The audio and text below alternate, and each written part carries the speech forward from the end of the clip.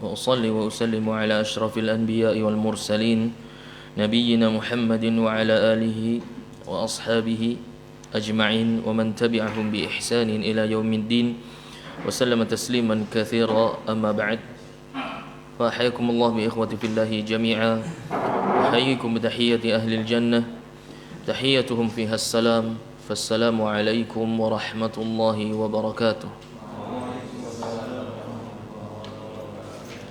كيف حالكم؟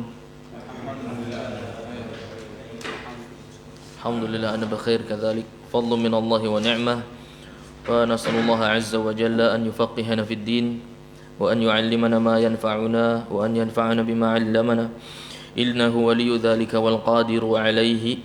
Insyaallah ta'ala akan kita lanjutkan apa yang sudah kita mulai sejak kemarin dan pekan kemarin dan beberapa bulan yang lalu mengenai Kitabus Shalah dalam mazhab Al-Imam Ahmad rahimahullahu ta'ala rahmatan wasi'ah.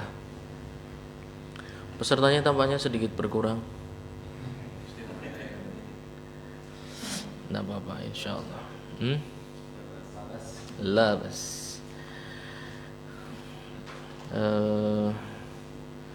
Pakai meja tuh.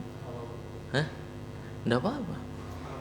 Biar rapi aja, maksudnya biar sama dengan yang lain, biar sama dengan yang lain. Enggak bawa buku enggak apa-apa. Insyaallah pertemuan berikutnya bawa sesuatu. Kemarin kita mengenal beberapa hal. Kemarin ada pertanyaan terakhir itu sholat di bangunan, kemudian ada yang ngabarkan bahwa kiblatnya salah. Sekarang kita lanjutkan perkataan muallif, fa illam yajid a'ma aw jahilun man yuqalliduhu fataharraya wa sallaya fala i'adah wa in shalla basirun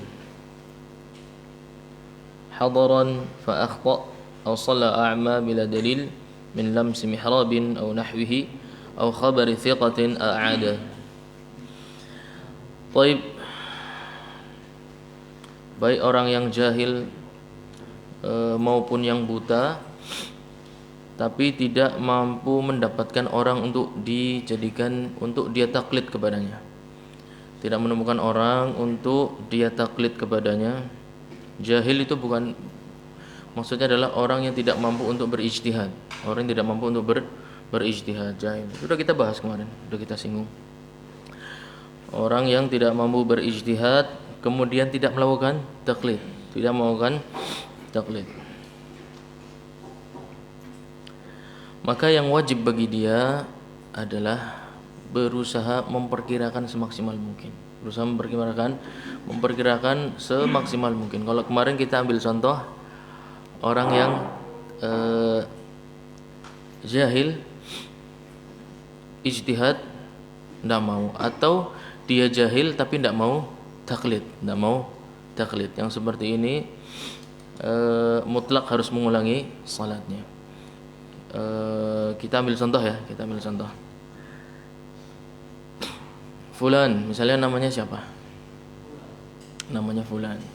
Boleh. Fulan ibn Fulan lagi piknik sama syekhnya. Kemudian syekhnya melihat Indonesia ini warnanya hijau-hijau. Terus ngajak Fulan ini terjun payung dari pesawat, ya kan? Yuk terjun aja yuk. Kita jalan-jalan di Indonesia ada terjun payung. Mungkin apa ora? Ya mungkin baik, angel ta urusannya antum, sepenting mungkin terjun payung sama syekhnya mendarat di suatu pulau, ya kan, mendarat di suatu pulau apa misalnya? Pulau kodok ya gampang, jangan pulau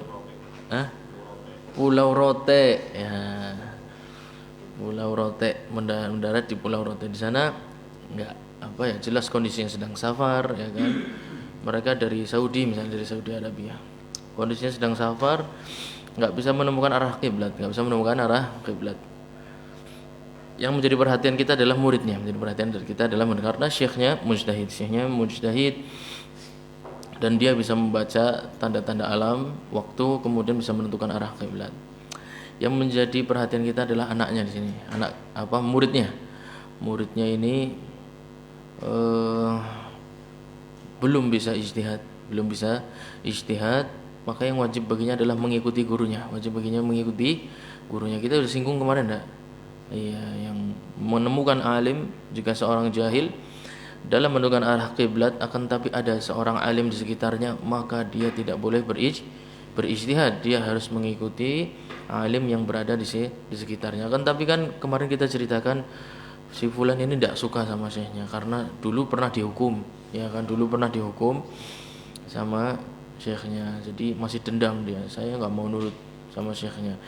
Akhirnya dia ijtihad tidak bisa, taklid juga tidak mau, ya kan. Kalau dia memaksakan seperti itu, maka salatnya nanti harus diulang meskipun arahnya betul. Kenapa? Karena sikap dia seperti itu sama saja dia dengan sengaja meninggalkan arah kiblat. Gambar yang kedua,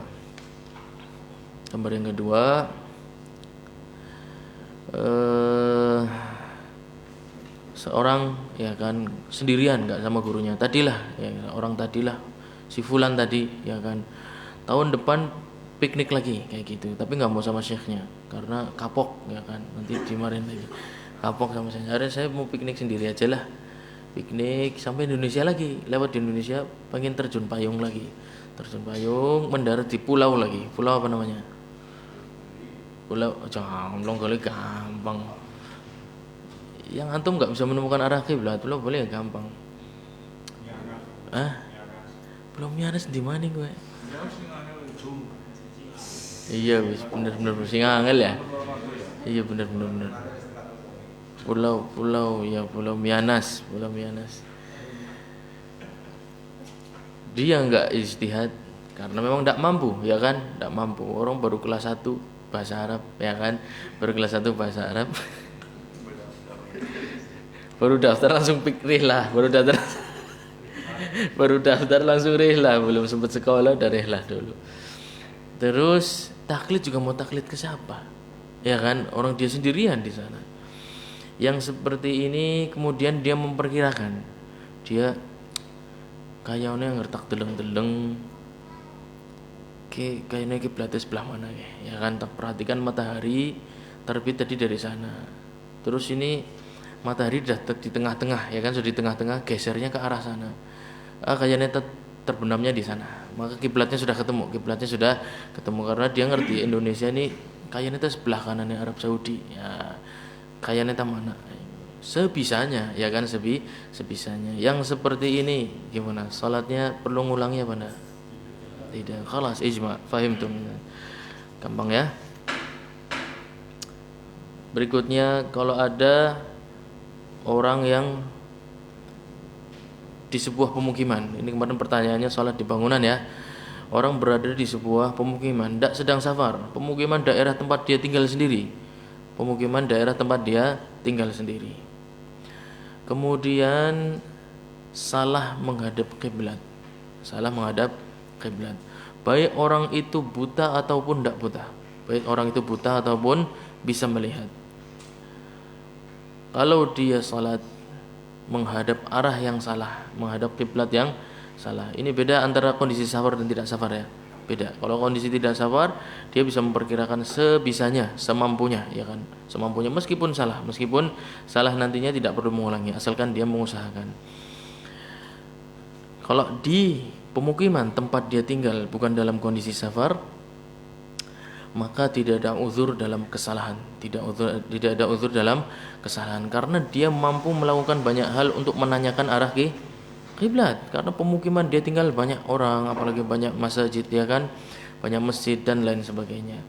Jadi ketika dia tinggal di sebuah pemukiman yang mana dia sehari-hari biasa tinggal di situ, biasa menunaikan sholat, suatu kali sholat menghadap kiblat salah,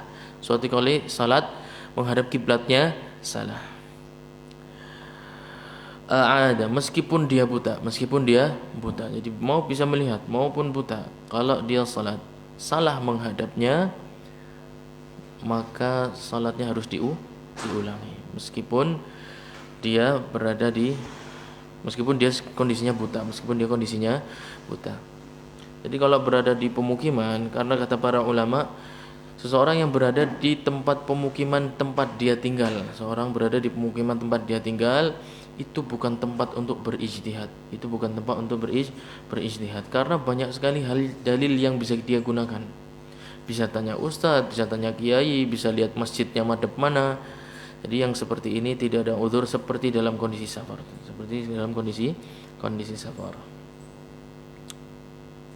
Wa yajtahidu al-'arifu bi adillatil qiblah li kulli salatin wa yusalli bil ijtihad ats-tsani li'annahu tarajjah fi dhannihi walau kana fi salatin wa yabni wa la yaqdi ma shalla bil ijtihad al-awwal li'anna al-ijtihad la yanqudu al-ijtihad. Baik.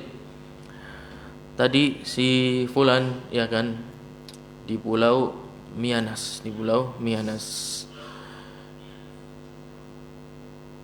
Man hada? Sautu man hada? Baik, di pulau Mianas. Waktu zuhur dia memperkirakan bahwa kiblat itu ada di sebelah kanannya dia, misalnya berada di sebelah kanannya dia. Waktu asar dia melihat kayaknya orang mana, tak perhatikan lagi, kayaknya kok kiblatnya agak ke sebelah kiri saya, kiblatnya ke arah sebelah kiri. Jadi dia beristihad 2 kali. Yang zuhur sudah selesai dengan sholatnya. Sekarang masuk waktu asar, waktu asar. Dia coba lihat-lihat lagi, kayaknya kiblatnya bukan sebelah kanan saya, tapi sebelah kiri saya. Pertanyaannya, apakah sholat yang pertama dia lakukan, yaitu sholat zuhur, perlu diulangi? Coba yang menganggap perlu diulangi siapa, yang tidak siapa. Apakah sholat tersebut, yaitu sholat zuhur, yang dia gunakan dengan ijtihad dia yang pertama, perlu diulangi ketika ijtihad yang kedua di waktu asar menyelisihi ijtihad dia sendiri di waktu zuhur? Coba yang menganggap sholatnya harus diulangi siapa kira-kira? Ada angkat tangan coba? Enggak ada. Yang menganggap sholatnya enggak harus diulangi juga enggak ada. Oh, rasa sholat baik. Kira-kira. Ini kaidah fiqhiyah bahwasannya sebuah ijtihad tidak bisa dibatalkan dengan ijtihad. Sebuah ijtihad tidak bisa dibatalkan dengan sebuah ijtihad. Maka salat yang pertama diulangi enggak? Enggak perlu diulangi. Walau kana fi shalah. Baik. Itu kalau zuhur dan asar. Dia sedang salat zuhur. Di tengah-tengah salat ini, dia tadi memperkirakan kiblat sebelah kanan saya. Baik, menghadap ke sana. Melihat sambil salat enggak sengaja burung-burung pada terbang. Dia ngerti. Dulu SD pernah belajar burung ini kalau terbang ke arah, sukanya kalau jam segini terbang ke arah barat. Dia kan di Indonesia kan. Burung ini kalau terbang jam segini ini ke arah barat. Berarti kiblat di belakang saya. Di belakang saya. Baik, yang harus dia lakukan langsung ke kiblat yang baru, atau sholatnya berarti tidak sah karena tidak menghadap kiblat, kemudian dia ulangi dari awal. Langsung. Masya Allah, pinter-pinter wis. Masya Allah. Bisa antum ngerti sih? Hah? Oh iya, udah tak sampaikan ya kemarin ya. Oh, soleh bocorannya wis. Masya Allah. Wa man ukhbira fiha bil khata'i yaqinan lazima qabuluhu. Ini sudah kita ambil juga. Barang siapa dikabarkan kepadanya tentang salahnya arah kiblatnya dia ketika salat, yaqinan, syaratnya yaqinan. Kabarnya kemarin kita sudah sampaikan bahwasannya yang menyampaikan siapa, ya kan, sifat orangnya seperti apa, kemudian dikabarkan dengan sebuah kabar yang berisi dengan keyakinan, dikabarkan dengan sebuah ilmu yang yakin. Wa minha min syurutis shalah an-niyyah. Nah, ini permasalahan baru. Salah satu syarat sahnya sebuah salat adalah adanya niat. Wa biha tammat asyurut. Dengan ini syarat sah salat sudah selesai. Kita hitung ya, berapa syarat salat yang sudah kita ambil. taharah dari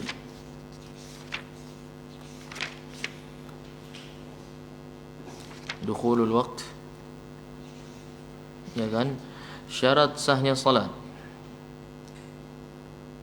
sudah masuk waktunya. Kemudian apa lagi? Suci dari hadas dan najas. Betul enggak? Kemudian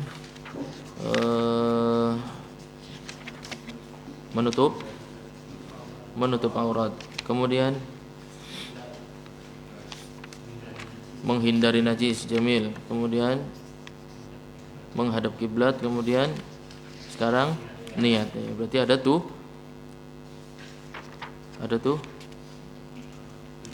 tujuh lah. Berarti ada tuh 7 syarat sahnya salat. Silakan antum dihafal ya 7 tersebut. Yang pertama waktu, ya kan? Yang kedua suci dari hadas dan najas. Yang ketiga satru al-aurah. Yang keempat ijtinabu an-najasah. Yang kelima istiqbalu al-qiblah. Yang keenam an-niyyah. Baik. An-niyyah, apa itu niat? Niat secara bahasa adalah al-qasdu yaitu menuju sesuatu.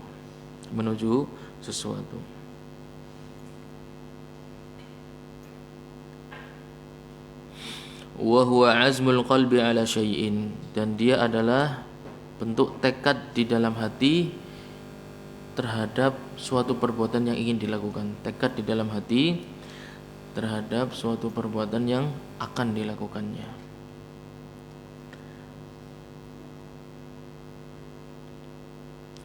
Wa syar'an, dan secara syariat, maknanya secara syariat mirip seperti biasa. Makna bahasa dan makna syariat ini antara umum dan khusus, ya enggak? Yang umum yang bahasa atau makna syariat? Yang bahasa. Yang syariatnya akan mengkhususkan, ya kan? Tadi kan kita sudah sampaikan tekad di dalam hati untuk melakukan suatu perbuatan itu secara bahasa. Kira-kira secara syariatnya apa? Antum bisa memperkirakan, ana yakin. Tadi kan umum, suatu perbuatan umum. Sekarang apa berarti? Tekad dalam hati untuk melakukan suatu. Gampang apa gampang? Jadi cara menghafalkan itu antum harus paham dulu. Kalau paham langsung hafal insyaallah. Taqarruban ila Allah Ta'ala, dengan dipersembahkan untuk mendekatkan diri kepada Allah Subhanahu wa Ta'ala.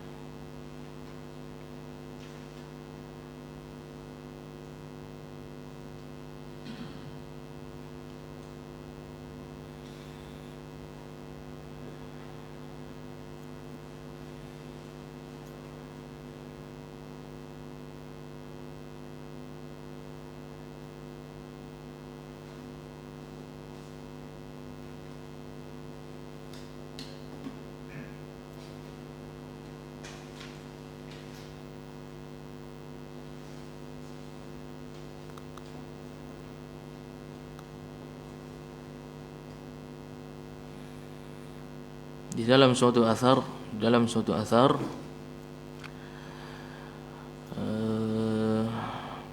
beberapa para ulama memberikan penjelasan tentang makna niat, penjelasan mengenai makna niat.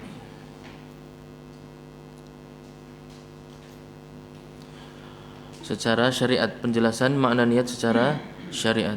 Al-Imam Al-Buhuti menjelaskan dalam kitab Kasyaful Qina', penjelasan tentang apa tadi, definisi niat secara syariat ya, definisi niat secara syariat. Beliau menjelaskan bi an yaqsida bi amalihi Allah Ta'ala duna syai'in akhar min tasannu'in li makhluq.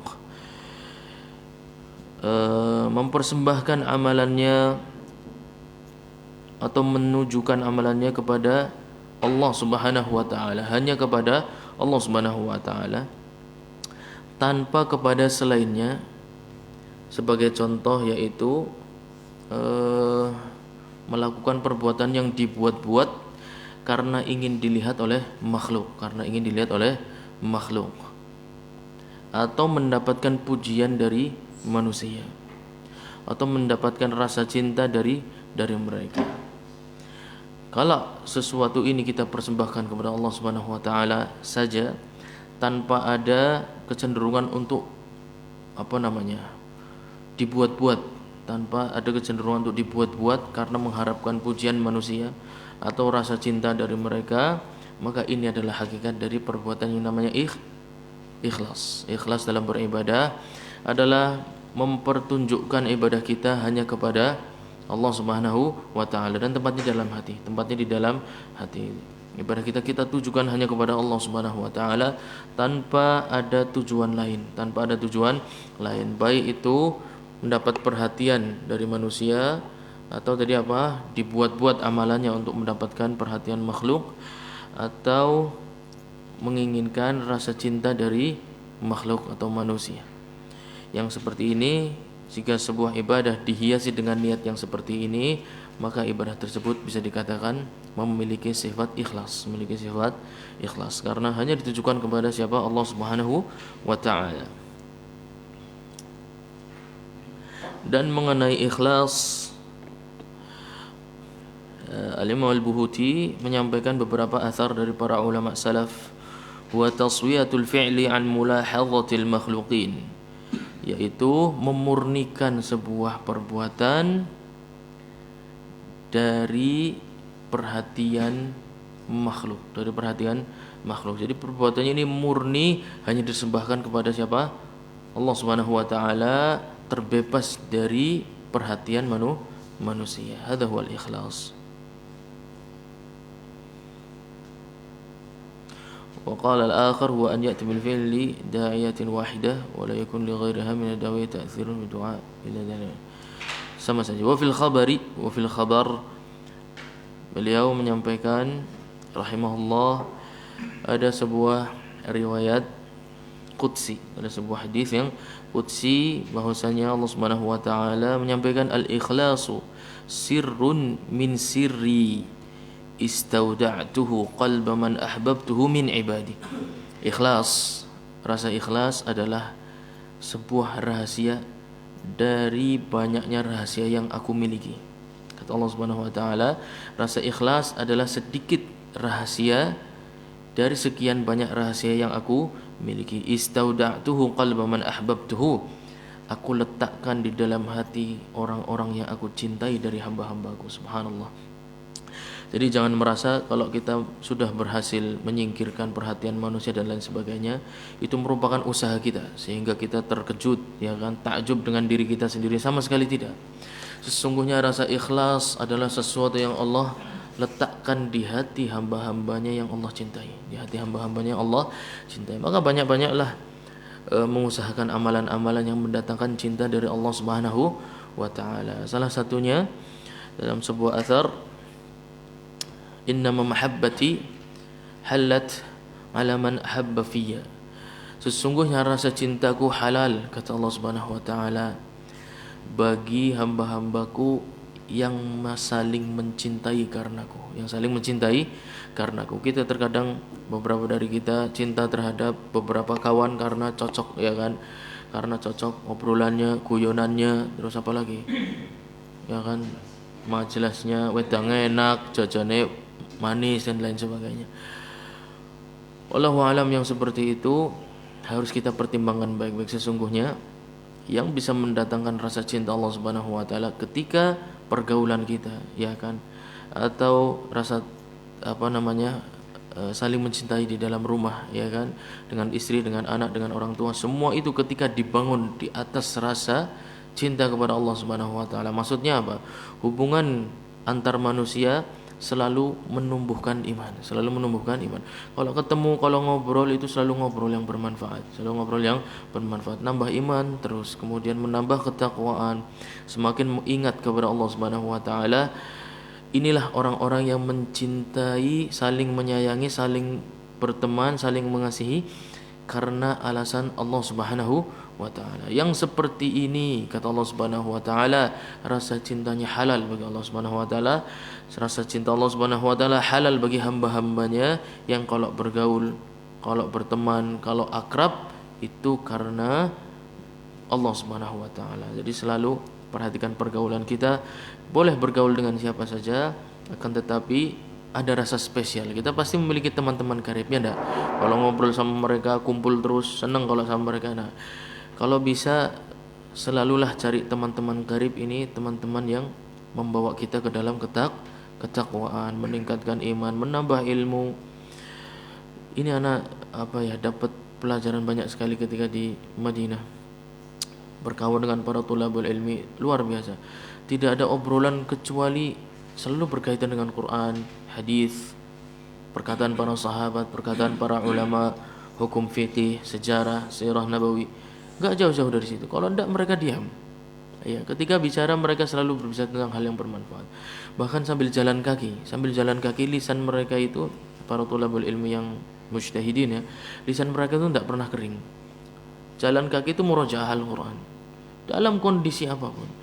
Imma istighfar, lisannya duduk sedang nggak ngapain itu istighfar, bukan melongo mainan apalagi macam-macam lah ya kan. Kalau antum kan dagang, antum kan bermanfaat ya kan. Ada beberapa orang ada yang nggak bermanfaat kalau main handphone, tidak bermanfaat. Anak belajar banyak sekali dari adab dan akhlak mereka. Jadi tidak heran ketika hidup mereka tuh terasa sangat nyaman, sangat berisi. Tidur mereka sedikit. Ketika bangun itu kalau ndak murojaah ada halaqah. Pulang makan, istirahat, kemudian nanti bangun sudah ada halaqah lain. Full kehidupannya penuh dengan ilmu. Dan anak melihat wajah mereka itu bahagia, wajah mereka itu terlihat sederhana, hidupnya mereka alami sangat sederhana. Dan alhamdulillah rezekinya juga dapat. Beberapa mereka diminta jadi imam masjid, cukup jadi imam masjid di sana paling enggak 1 bulan dapat 3.000 real atau 2.000 lah. Antara 2.000 sampai 3.000 real dikali 4.000 ya 10 juta. Ya, itu mereka enggak maksud nyari-nyari saya jadi imam boleh, enggak begitu. Maksudnya orang yang nyari mereka. Jadi subhanallah, ada yang jadi guru Quran di Masjid Nabawi, kemuliaan yang luar biasa. Terlepas dari bulanannya berapa, tapi sebuah kemuliaan bisa mengajarkan kebaikan di dalam Masjid Nabi Muhammad sallallahu alaihi wasallam. Oleh karena itu, ketika Allah Subhanahu wa taala sudah cinta kepada hambanya kan, mengatakan fakuntu lahu basirun yubsiru biha. Aku jadi matanya di mana dia melihat. Ya kan, aku menjadi tangannya di mana dia beraktivitas, aku menjadi kakinya di mana dia beraktivitas. Allah Subhanahu wa taala akan membantu hamba-hambanya ketika Allah Subhanahu wa taala sudah cinta kepada dia, Oleh karena itu, wasilah salah satu mendapatkan cinta Allah Subhanahu wa taala pergaulan. Kalau pergaulan obrolannya sudah tidak bermanfaat, ya kan? Ngobrolnya itu aja, ya kan? Ta'adud lagi. Dilaksanakan enggak, gegernya ya kan? Laksanakan aja. Kalau memang itu istisyarah ya kan, kumpul maksudnya untuk musyawarah, gimana fulana, antum ada kabar buruk enggak tentang dia. Nah, yang seperti ini tidak ada masalah. Misalnya ini kan tetangga antum, gimana antum dengar tentang kabarnya dia karena saya ingin nikah dengan dia. Tidak ada masalah yang seperti ini, ta'adud silakan. Akan tetapi maksudnya jangan jadi sebuah obrolan yang enggak bermanfaat. Enggak dilakukan ngobrolnya sedap teman 2 sampai 3 jam kan. Alhamdulillah. Jadi perhatikan pergaulan kita, cari teman-teman yang betul. Kalau ngobrol ini cuma ya kan, tahu enggak tafsir surat Al-Fatihah? Maksudnya ini apa sih? Alhamdulillahirabbil alamin. Kenapa enggak Rabbin nas? Kenapa enggak Rabbis samawati wal ard? Kenapa enggak Rabbil arsyil azim? Mengapa mengatakan Rabbil alamin? Yang seperti ini antum jadikan sebuah obrolan. Coba Google gitu. Google digunakan untuk mencari tafsir ayat, ya kan, mencari tafsir hadis. Tahu enggak hadis ini kira-kira maknanya apa? Perkataan ulama ini tuh dasarnya apa sih? Ya kan? Rasa ingin tahu tentang ilmunya harus tinggi dan dimasukkan ke dalam pergaulan, yang seperti ini. Insyaallah Allah Subhanahu wa taala akan mendatangkan keikhlasan di dalam hati hamba-hambanya. Kalau kita ingin ikhlas dalam beribadah, maka banyak-banyaklah mencari cinta dari Allah Subhanahu wa taala. Bisa dimulai dengan mencari persahabatan yang dibangun di atas rasa cinta kepada Allah Subhanahu wa taala. Baik. Permasalahan niat itu ada 7 poin yang harus diperhatikan. Ada 7 poin yang harus diperhatikan.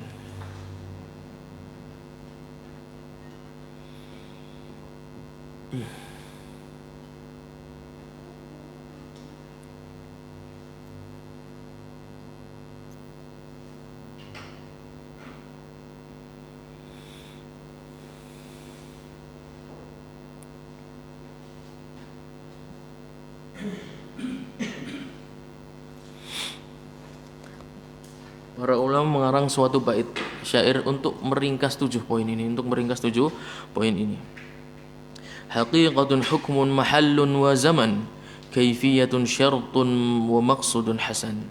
Ini antum hafalkan 1 2 3 4 5 6 7, ada 7 poin dalam suatu bait syair yang mencakup semua permasalahan tentang niat. Semua bab tentang niat terangkum dalam 7 buah kata yang dirangkum dalam satu bait syair.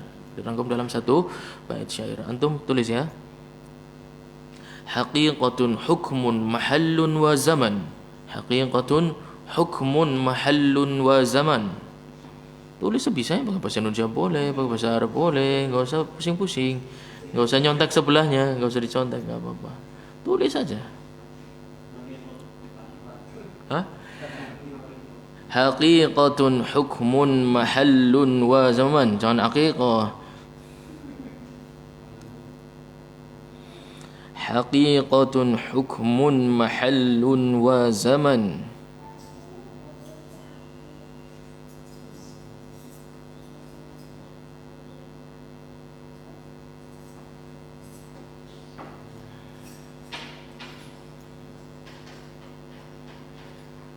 Baik.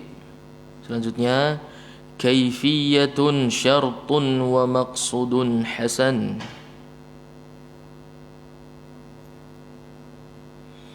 Kaifiyatun syartun wa maqsudun hasan.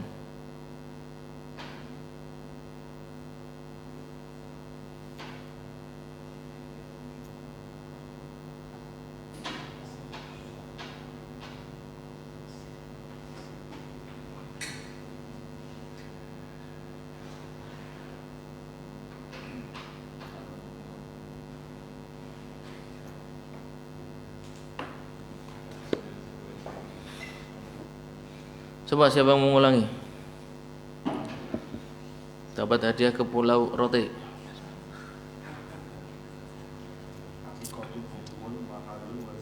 Naam. Naam wa maqsud. Wa maqsudun hasan. Hasan. Iya. Baik, permasalahan niat. Sebelum masuk ke bab niat dalam salat, kita akan membahas tentang sedikit tentang niat secara umum. Baik. Wa mahalluha tadi apa? Haqiqatun antum sudah ana sebutkan tadi. Haqiqatun maksudnya hakikat. Hakikatnya antum sudah tulis tadi. Fahim? Itu hakikat niat. Haqiqatun yaitu secara syariat apa? Tekad dalam hati untuk melakukan suatu ibadah. Baik, itu hakikatnya niat. Berarti tempatnya di mana? Tempatnya dalam hati. Baik. Hukumnya apa? Hukumnya syarat. Syarat sahnya salat harus atau syarat sahnya suatu ibadah harus didasari sebuah niat. Jadi antum sudah punya hakikat. Antum sudah punya hukum. Antum sudah punya mahal itu tempat. Wa zaman itu waktu. Kapan harusnya mendatangkan niat suatu ibadah? Ya ketika mau melakukan ibadah tersebut. Yang paling afdal dilakukan bersamaan dengan awal sebuah ibadah. Nanti akan kita bahas secara detail. Tapi boleh sebelum ibadah tersebut dengan jangka waktu yang sedikit, bukan sejam atau 2 jam, tapi jangka waktu yang sedikit. Dalam syarah Raudhul Murbi, syarahnya Raudhul Murbi, namanya Hasyiyah ala Raudhul Murbi, karangan Ibn Qasim, karangan Ibn Qasim. Beliau itu yang mengumpulkan sebuah kitab yang berisi fatwa-fatwanya Syekhul Islam Ibnu Taimiyah yang berjudul Majmu' Fatawa Syekhul Islam Ibnu Taimiyah. Taib. Ibn Qasim menjelaskan waktu yang diperbolehkan antara awal ibadah. Jadi waktu uzur ya, waktu toleransi lah, bukan uzur, waktu toleransi.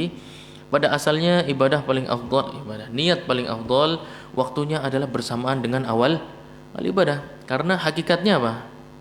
Coba hakikat niat itu apa? Hakikat niat apa tadi Anda sebutkan?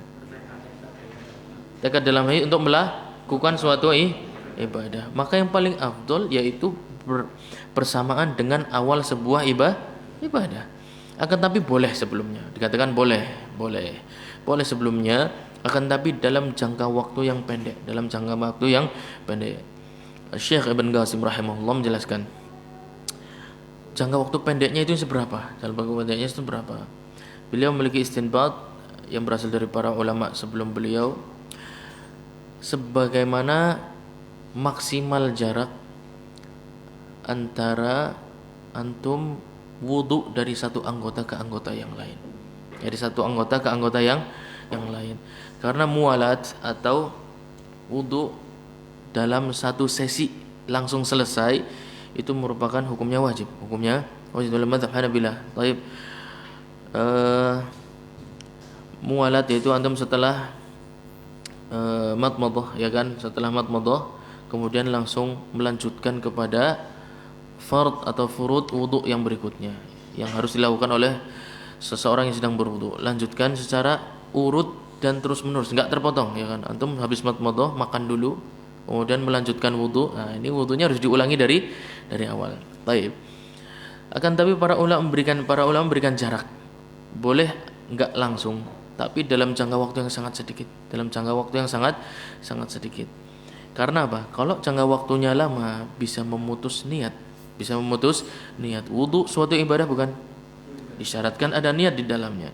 Kalau kita menyibukkan dengan selain wudu, maka niat wudu kita terputus. Jadi boleh kita misalnya sambil habis madmadah misalnya bajunya jatuh, ya kan?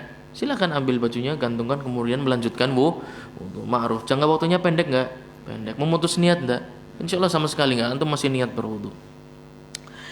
Dalam jangka waktu yang sependek inilah boleh kita mengedepankan niat untuk melakukan ibadah salat. Itu dalam masalah ibadah salat. Jadi jangan dari rumah niatnya, ya. Maksudnya niat masuk ibadah itu antum niat mau ibadah. Betul, maksud Anda bukan jangan, maksudnya gini. Betul, antum dari rumah tuh niat mau melaksanakan ibadah salat. Tapi kan antum bukan mau masuk ke rangkaian ibadah salat, ya enggak? Antum kan mau naik motor, kemudian buka pagar. Itu semua rangkaian ibadah salat bukan? Ya bukan lah, ada syarat sahnya sholat naik motor, enggak ada. Syarat sahnya sholat buka pagar terus digembok maning, terus pamit ke wong tua, enggak ada yang seperti itu. Kemudian jalan kaki, ya kan jauh sekali, itu bukan, itu niat. Antum harus, supaya dapat nilai ibadah, antum harus menyertakan niat di sana. Tapi niat yang kita maksud apa? Niat masuk ke dalam rangkaian ibadah salat. Kenapa kita para ulama mengatakan seperti itu? Perhatikan ketika ibadah umroh dan haji, Anda sudah pernah singgung ya. Yang lain mungkin sudah paham, yang sudah biasa hadir dari sana. Umroh dan haji. Orang ketika mau menunaikan ibadah umroh dan haji, itu kan biasanya lewat travel umroh dah. Iya. Kemudian ketika dia daftar, kemudian nyerahkan uang, itu semua dia lakukan dengan niat mau main ke Pulau Rote apa mau menunaikan ibadah haji menurut Anda? Menunaikan ibadah haji kan? Tapi semua ulama sepakat kalau dia sampai miqat tidak melakukan niat masuk rangkaian ibadah haji maupun umrah, tidak ada yang sah dari umrah maupun hajinya. Sepakat semua, enggak ada khilaf. Jadi harus seseorang yang melewati miqat, kalau di Madinah itu Bir Ali misalnya, melewati Bir Ali niat masuk ke dalam rangkaian ibadah. Makanya dia masuk ke dalam kondisi ihram, dinamakan muhrim apa mahram? Muhrim. Dalam kondisi ihram dinamakan muhrim. Oleh karena itu dia dilarang ini, dilarang itu. Sama, salat pun sama. Ketika antum masuk ke dalam rangkaian ibadah salat, kan antum dilarang melakukan banyak hal yang sebelumnya dibolehkan, betul enggak? Antum biasanya boleh jalan-jalan, lari-lari, futsal. Salat sambil futsal gimana kira-kira? Menunjukkan ada perbedaan antara antum berangkat mau menunaikan ibadah salat dan mau masuk ke dalam rangkaian ibadah salat. Karena masuk ke dalam rangkaian ibadah salat antum nggak bisa keluar kecuali ada uzur. Nggak bisa keluar kecuali ada uzur. Nanti kita akan sampai tafsilnya. Jadi niat salat khususnya ya, niat salat yang dimaksud oleh para ulama dalam kitab shalah adalah niat masuk ke dalam rangkaian ibadah salat. Awal ibadah salat itu rangkaiannya apa? Pertama, takbiratul ihram. Itu harus ada niat. Jadi duduk teka pan salat wajib. Nanti kita masuk. Pan salat wajib. Allahu Akbar. Qomat ke? Duduk langsung Allahu Akbar. Enggak tahu sama sekali hatinya enggak ngomong sama sekali. Cuma datang langsung Allahu Akbar aja. Enggak ada ini mau niat salat atau mau niat taklim, ya kan? Karena ada orang taklim maksudnya taklim sifat salat gitu kan. Apa mau niat tiru-tiru kancane, ya kan? Apa pan salat subuh, zuhur, asar apa? Apa salat sunnah? Nanti kita akan sampai semuanya insyaallah. Hatinya sama sekali tidak ada, enggak ngomong sama sekali dalam hati. Dalam hati itu tidak ada niat sama sekali ini ibadah apa tidak ditentukan. Kemudian setelah selesai surat Al-Fatihah baru datang, oh iya nyong 17 salat zuhur ya. Ayo. Kira-kira pirang-pirang apa orang pirang-pirang? Oke, teman. Ini yang kejadian seperti ini sangat banyak. Kejadian seperti ini sangat banyak. Tadi sudah haqiqatun antum sudah catat, hukmun sudah antum catat, mahallun wa zaman sudah antum catat. Kaifiyatun, di sini dia. Kaifiyatun ini permasalahan yang sangat antum suka. Caranya, kaifiyah itu caranya. Dengan hati atau dengan lisan? Dengan hati atau dengan lisan? Gimana? Melisankan niat bagaimana? Apa hukumnya melafadzkan niat dalam salat? Ya, antum pasti paling suka sama masalah ini. Apa hukum melafadzkan niat dalam salat? Madzhabul Hanabilah, nantilah rahasialah makanya. Nanti insyaallah nyampe. Nanti insyaallah sampai. Yang jelas melafadzkan niat dalam salat itu bukan syarat, bukan sebuah syarat, bukan syarat sahnya salat. Antum harus meniat, harus melafadzkan. Dan ini ijma' para ulama. Termasuk para pengikut mazhab Imam Syafi'i. Mereka tidak mengatakan talafut biniyah ini syarat. Wajib pun enggak. Mereka mengatakan mustahab. Itu dianjurkan. Dianjurkan. Resikonya seperti ini. Ketika di dalam hati niatnya beda dengan yang di lisan, ya kan? Hatinya melebu ibadah rangkaian ibadah salat zuhur, tapi lisannya kepleset. Apa? Mereka kalau salat ngomongnya usolli fardhu asri misalnya, asar, ya kan? Kepikirannya asar, kalau asar mau janjian dengan si fulana, ya kan? Maksudnya mau nagih hutang. Fulana nih kalau beli beras enggak mau bayar, jadi mau tak-tagih. Pikiran asar terus. Sholli fardhu asri. Ini resikonya di sini. Ketika kita katakan talafut bin niyah, yaitu melafadzkan niat, bukan syarat, bukan juga wajib, kalau menyelisihi yang berada di dalam hati. Padahal berada di dalam hati itu hukumnya apa? Syarat. Hukumnya syarat. Maka tidak mengurangi sedikit pun nilai ibadah niat yang berada di dalam hati. Meskipun lafadznya menyelisih. Oh, enggak ngomong saja enggak apa-apa kok. Iya, enggak ngomong saja enggak apa-apa. Maksudnya tidak dilafadzkan dengan lisan, itu juga enggak apa-apa. Kalaupun dilafadzkan kemudian menyelisihi apa yang di dalam hati, maka yang diperhitungkan dalam syariat Islam adalah apa yang berada di dalam hati. Jadi usoli-usolinya enggak perlu diulang-ulang ya. Usoli maning karena dikira dia tidak sah. Tentu ini bukan pendapat para ulama menganggap bahwa lafaz dengan niat adalah syarat ataupun wajib, sehingga kalau salah harus diulangi lagi. Tidak perlu diulangi lagi. Antum lihat dalam hati. Ijma' yang kedua, kalau lisannya melafadzkan niat tapi hatinya tidak, maka salatnya tidak sah. Ijma', enggak Syafi'iyah, enggak Hanabilah, semua ulama sepakat. Karena tempatnya niat di mana? Ini maksud perkataan para ulama.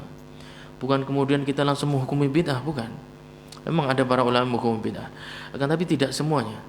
Maksud dari niat berada di dalam hati adalah ketika lisannya talaffuz bin niyah, hatinya tidak, maka ibadahnya tidak sah, karena aslinya niat yang diperhitungkan itu yang ada di dalam hati. Beberapa bab ibadah niat dengan lisan ini hukumnya dianjurkan, termasuk mazhab Hanabilah. Talaffuz bin niyah, meniatkan dengan lisan, itu hukumnya mustahab, dianjurkan. Karena begini, perkataan yang muncul dari lisan kita untuk diri kita sendiri itu menguatkan sesuatu yang berada di dalam hati. Antum buktikan aja lah. Kalau enggak percaya ya, antum buktikan saja. Antum ceritanya pengen menghafal Quran, ya kan? Antum sendiri di kamar. Misalnya antum namanya siapa? Antum namanya Fulan kon wis tua. Ini ngomong sama dirinya sendiri. Kon wis tua. Anaknya wis 5, bojone 4. Lo kan pan kaya gue baik, pan ketemu Allah Subhanahu wa taala tanpa ada bekal ilmu, tanpa ada bekal hafalan Quran. Pan anjok kapan? Kira-kira hatinya lebih bangkit enggak, anak tanya sama antum? Ya sudah. Yang kedua, enggak ada satupun ulama mengatakan talaffuz bin niyah merupakan rangkaian salat, enggak ada.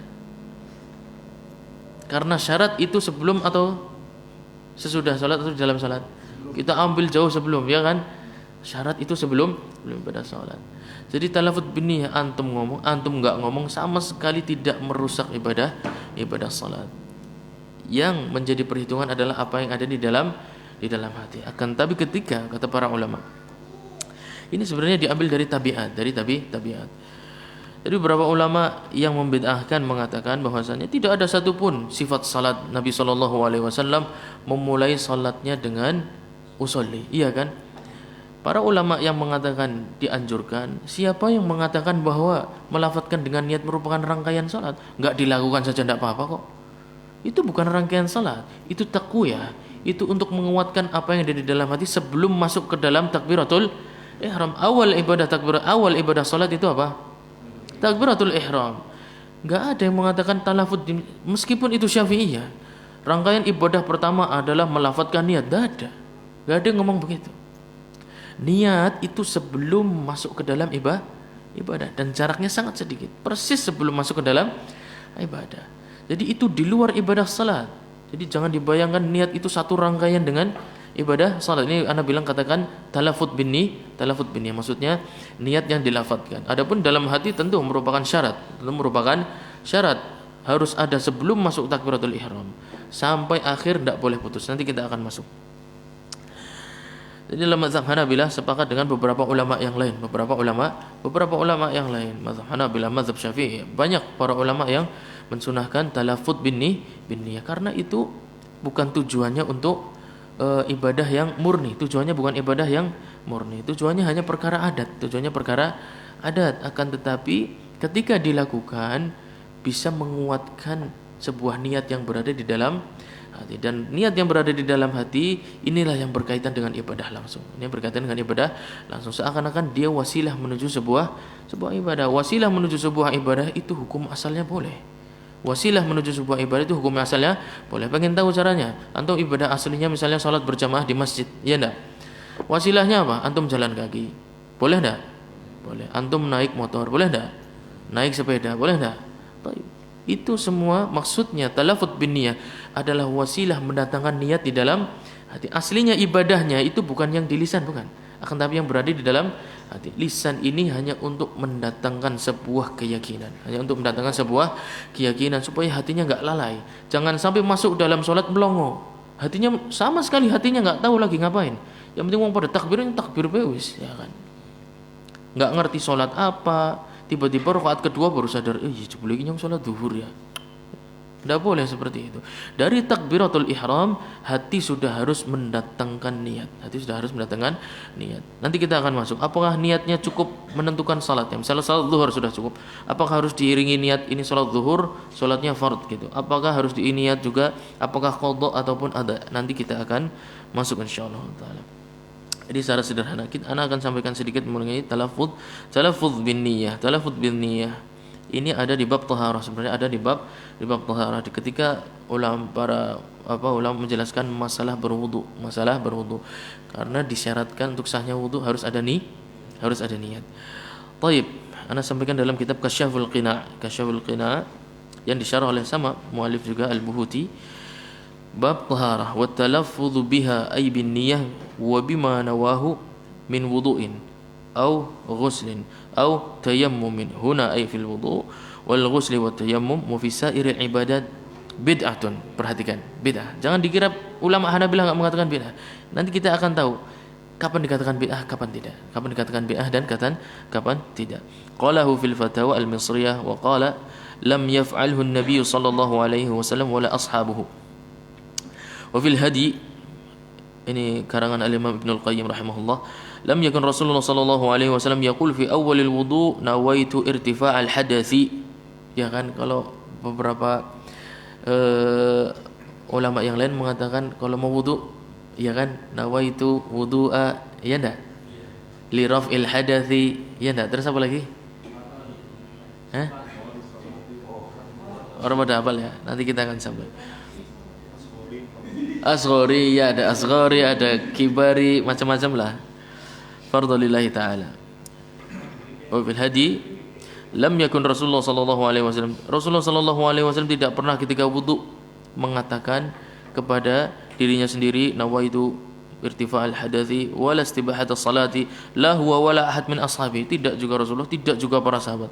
Enggak pernah ada satupun yang ketika mau ibadah terus dengan menjaharkan sebuah niat. Walam yurwa anhu fi dzalika harfun wahidun bi sanadin sahih wala dhaif. Dan tidak pernah ada riwayat satupun, enggak sanadnya sahih, enggak sanadnya dhaif. Enggak ada riwayat satupun. Enggak dari Rasulullah sallallahu alaihi wasallam, tidak juga dari golongan para sahabat melafadzkan niat dengan jahar didengar para sahabat atau orang-orang di sebelahnya. Wastahabbahu ay atalaffuz bin niyyah sirran ma'al qalbi katsirun minal mutaakhirin liyuwafiq al-lisanul qalba. Qala fil insah wal wajh tsani yustahabbu talaffuz biha sirran wa huwa al-madhhab. Perhatikan, yang dikatakan dianjurkan istihbab yang ana sampaikan tadi, mazhab Hanabilah mengatakan talaffuz bin niyyah merupakan yang dianjurkan itu ketika dilakukan dengan sir, berbeda dengan teman-teman kita yang lain dengan jahar. Adapun dengan jahar maka bid'ah. Setahu ana ulama Hanabilah sepakat, tidak ada khilaf. Yang melakukan talaffuz bin niyyah dengan jahar hukumnya bid'ah. Wallahu alam. Adapun dengan sir hukumnya mustahab, karena sebenarnya dia sedang mengajak bicara siapa? Dirinya sendiri, supaya mendatangkan niat di dalam hati sebelum masuk ke dalam ibadah salat persis atau di dalam ibadah wudu dan ibadah yang lain. Dia bukan rangkaian ibadah. Lisan ngomong tentang niat, melafadzkan niat dengan lisan, ini bukan sebuah ibadah yang murni. Dia adalah wasilah menuju ibadah yang sebenar, yaitu niat di dalam hati. Itu ibadah yang sebenarnya adalah niat di dalam hati. Dan lisan tujuannya untuk mengingatkan dirinya sendiri. Kawan kepan wudu. Kamu itu mau salat, bangun. Hatinya jangan sibuk mikirin dunia. Hatinya sibuk mikiri dagangannya, ya kan. Kayak parkir nang kono, ya Allahu Akbar. Tuh, motornya nang kono hilang orang ya. Helmnya antum gimana masuk takbiratul ihram enggak punya niat salat, enggak bisa. Takbiratul ihram hukumnya apa? Rukun. Syarat tidak terpenuhi maka rukunnya tidak sah. Udah ibadahnya rontok semua. Kalau rukun sudah gagal, ibadahnya hancur semua.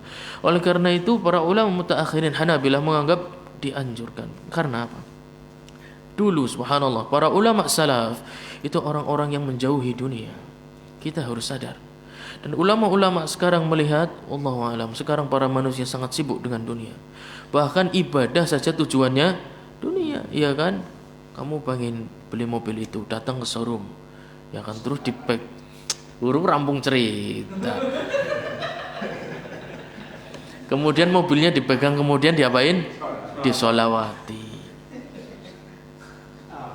Ibadah saja tujuannya dunia. Ajib ndak antum? Ini zaman akhir. Oleh karena itu para ulama mutaakhirin melihat manusia secara umum. Bukan, jangan samakan antum dengan ulama salaf, jauh berbeda. Mereka rela miskin, mereka rela meninggalkan dunia, padahal mampu. Mampu kalau disuruh kerja lebih keras dari antum, mampu mereka. Lebih kaya dari antum, mampu, tapi tidak mau. Mereka sengaja meninggalkan dunia demi belajar ilmu syariat, demi belajar ilmu syariat. Dikurangi porsi kerjanya, selalu dikurangi demi belajar ilmu syariat. Kemudian untuk diamalkan. Nah, kondisi seperti itu di zaman sekarang sangat jarang orang-orang yang seperti itu. Oleh karena itu ulama akhir dari mazhab Hanabilah melihat wallahi ada maslahat ketika kita membangunkan kaum muslimin sebelum masuk ke dalam sebuah rangkaian ibadah. Tidak dikatakan wajib, tidak juga syarat, enggak dilakukan juga enggak apa-apa. Akan tapi mustahab dianjurkan. Maksudnya dianjurkan supaya hatinya bangun. Supaya hatinya bangun ketika mau masuk ke dalam rangkaian ibadah salat, niatnya betul-betul masuk ke dalam rangkaian ibadah tersebut. Kira-kira jelas apa enggak? Baik.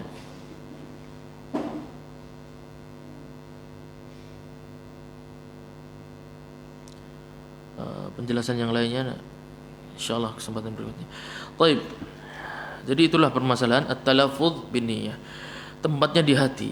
Melafadzkannya dengan lisan bukan syarat, wajib pun tidak. Ketika dijaharkan maka dihukumi bid'ah dalam mazhab Hanabilah. Dihukumi bid'ah. Akan tetapi ketika dilakukan sir dengan tujuan untuk mengajak bicara dirinya sendiri maka mustahab, dianjurkan.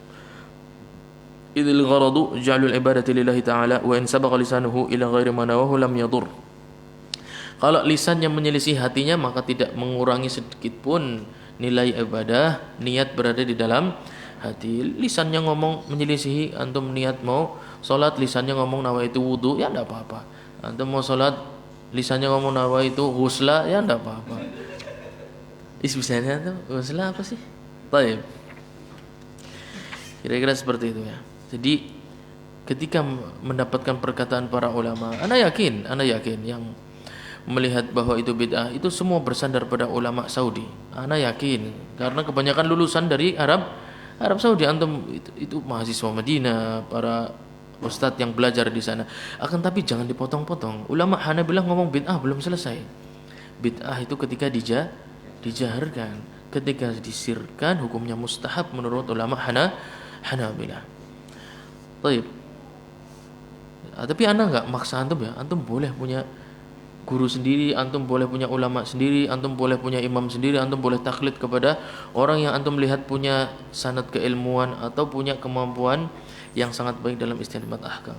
Adapun ana hanya menyampaikan mazhab Hanabilah, ulama yang mengikuti fatwa-fatwa Imam Ahmad. Kalau antum mau ikut ya tafadhol, enggak juga enggak apa-apa. Mau hadir boleh, enggak juga boleh. Hadir terus pulang juga boleh, enggak ada masalah. Fayajibu an yanwiya aina salatin muayyanatin. Aduh, tinggal berapa halaman ya Allah. Nah, pengennya selesai nih biar kita pertemuan berikutnya sifat salat. Ini tinggal 2 halaman setengah. Cepet aja, ngebut aja ya.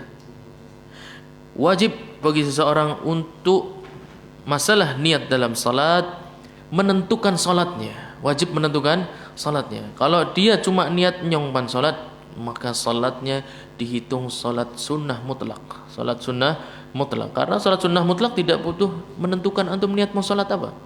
Niat salat saja, maka itu salat sunnah mutlak. Adapun salat fardu ada beberapa, iya kan? Salat apa saja? Ada yang ingat enggak salat fardu itu salat apa saja? Baik.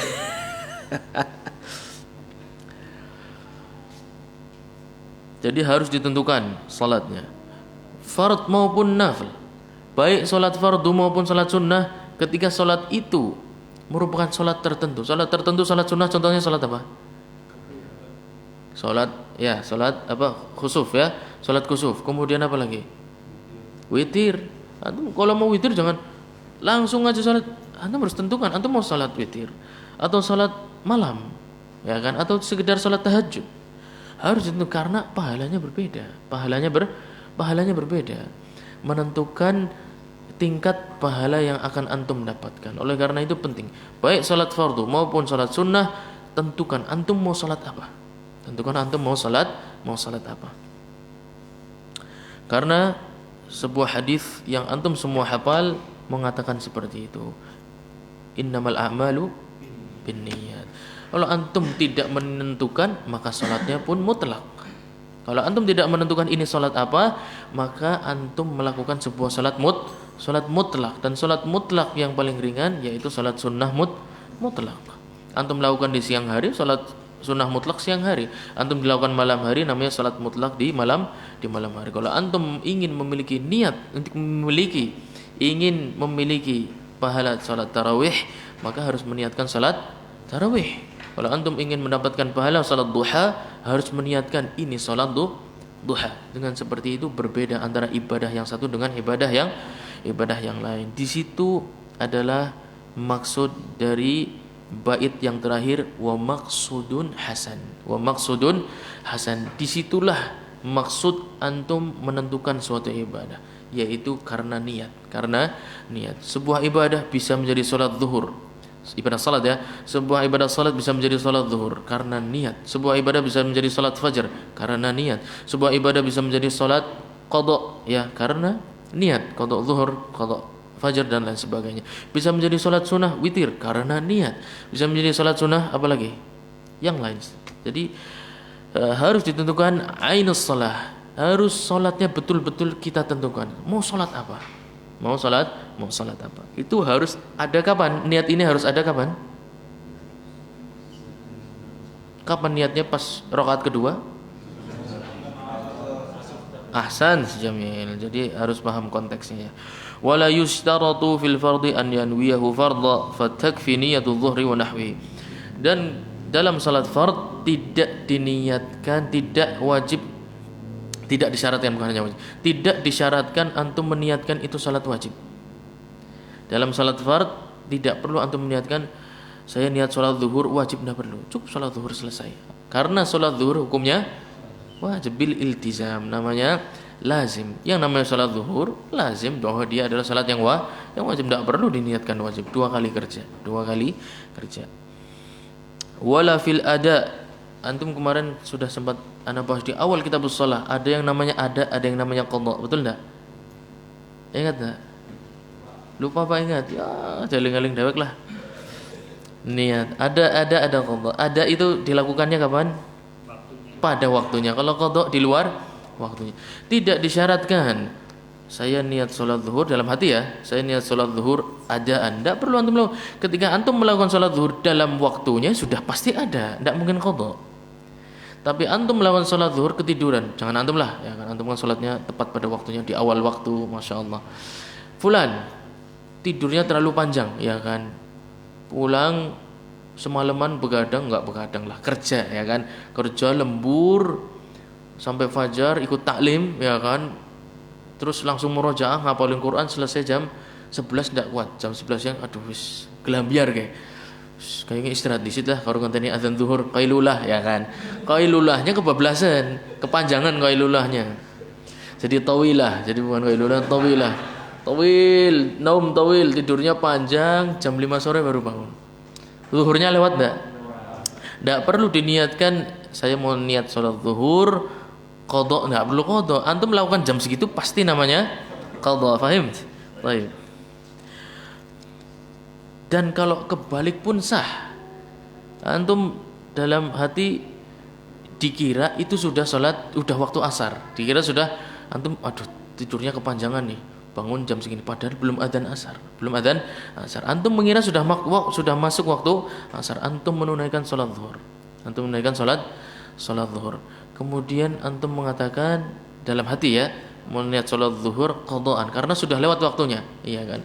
Padahal waktu asar belum masuk. Berarti dia niat qadha di waktu ada, ya kan? Dia niat qadha di waktu ada, enggak ada masalah. Sebaliknya pun sama, dia niat ada, sama kebalik.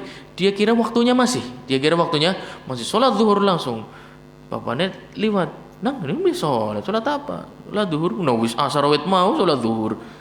Niatnya tadi ada, ya kan? Saya niat salat zuhur ada, ora apa-apa. Wong bukan syarat.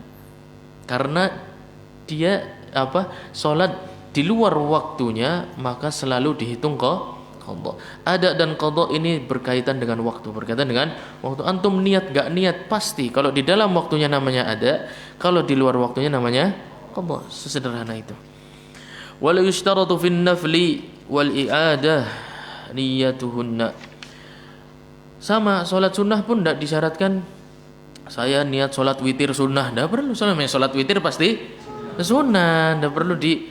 Terus kita belajar ada bab yang membatalkan sholat, ya kan? Bab yang misalnya keluar najis yang membatalkan wudhu atau membatalkan sholat, atau kemudian dia setelah sholat baru sadar, ya kan? Maka sholatnya harus diulangi, misalnya harus diulangi. Nggak perlu saya niat sholat zuhur ngulangi sing mau, nggak perlu. Pasti anda ngulangi, yang tadi ndak saya pasti ngulangi. Jadi cukup niat sholat zuhur saja, paham? Baik. Cengar-cengiran tuh.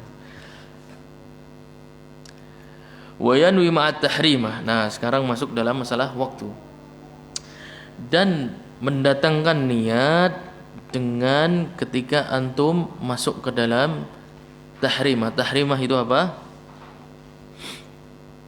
Apa yang membuat antum menjadi haram melakukan macam-macam dalam salat? Ketika antum melakukan apa? Takbiratul ihram. Takbiratul ihram itu namanya tahrimah. Tahrimah. Kenapa dengan tahrimah? Karena mengharamkan antum untuk ngobrol, mengharamkan antum untuk beli ponggol, mengharamkan antum untuk ngisi bensin motor, ya. Melarang antum untuk mandi, melarang antum untuk buang air, ya kan? Banyak hal yang sebenarnya boleh kita lakukan, tapi menjadi haram di dalam salat. Itu yang dinamakan tahrimah. Wa yanwi ma'at tahrimah, niat di dalam hati didatangkan dengan ibadah pertama salat, dengan rangkaian pertama dalam ibadah salat. Walahu taqdimuha, dan boleh niat ini diajukan sedikit sebelum masuk takbiratul ihram alaiha bi zamanin yasir. Boleh sebelum takbiratul ihram antum sudah mendatangkan niat masuk ke dalam rangkaian ibadah salat, akan tetapi tadi jaraknya sangat sedikit, sebagaimana antum boleh untuk tidak langsung menyambung wudhu yang satu dengan yang lain, maksudnya anggota tubuh yang satu dengan yang lain, jaraknya kira-kira segitu, ya kan?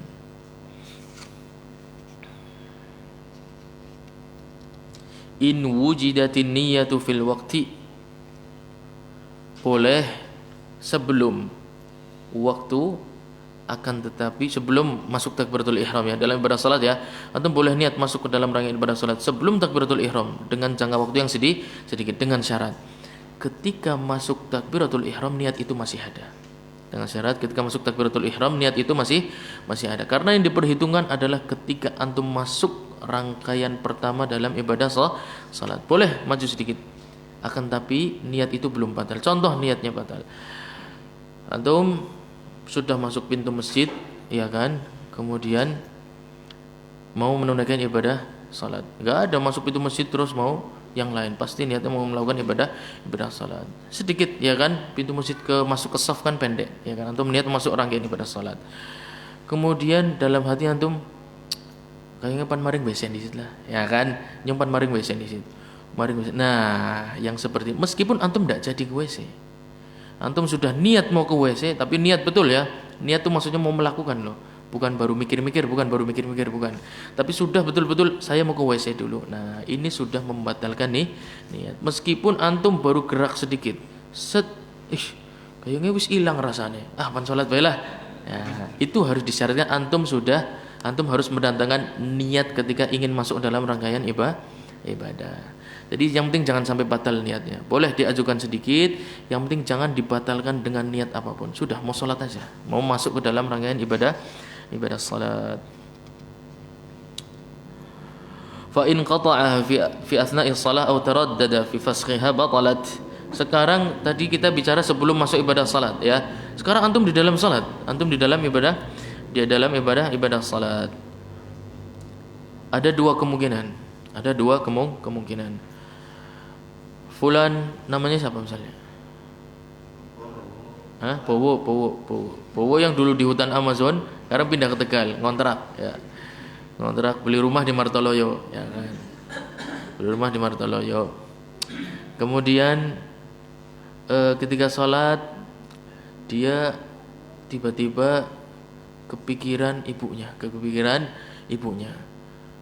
Ibunya ngurung mangan, ya kan. Aku pan tuku ponggol di sita, ya kan. Kok gampang sholat maning. Meskipun dia nggak jadi pergi beli ponggol, tapi dalam hati sudah yakin bahwa dia mau pergi. Saat itu juga dalam kondisi sholat dia sudah niat nyong pantuku pongol disit salatnya engko maning, ya kan, salatnya engko maning. Karena dia melihat maslahat, ibu saya bisa sakit nanti, bisa sakit. Meskipun dia belum berpaling, masih di posisi yang sama, masih berdiri, masih menghadap kiblat, tangannya masih sedekap dan lain semuanya, tapi hatinya sudah nggak ada di dalam salat, hatinya sudah mau pergi dari ibadah. Saat itu juga ibadahnya sudah tidak sah. Saat itu juga ibadahnya sudah tidak sah. Yang kedua, itu jelas tadi. Yang kedua, dia ragu-ragu. Dia ragu-ragu. Sama kasusnya, ibu nyong di rumangan ke. Duh, lanjutnya salat apa lu ngadisitnya sama hukumnya, maka salatnya tidak sah karena niatnya sudah ragu. Niatnya sudah ragu ini kata para ulama seakan-akan niatnya belum ada. Seakan-akan niatnya belum ada. Tadi kan kita masuknya dengan tekad kuat di dalam hati dah. Iya, maka kalau ragu-ragu ini menyelisihi tekad. Ragu-ragu ataupun betul-betul ingin membatalkan ibadahnya meskipun dia nggak jadi, ya kan, nyompan balik di situ, terus antum bilang orang sidalah, nah orang bisa, sudah selesai, salat antum sudah selesai, iya sudah selesai. Ketika sudah niat nyompan lunga rampung, ibadah antum sudah selesai. Karena niat kita katakan wajib, yang namanya syarat itu wajib hadir dari awal ibadah sampai akhir ibadah.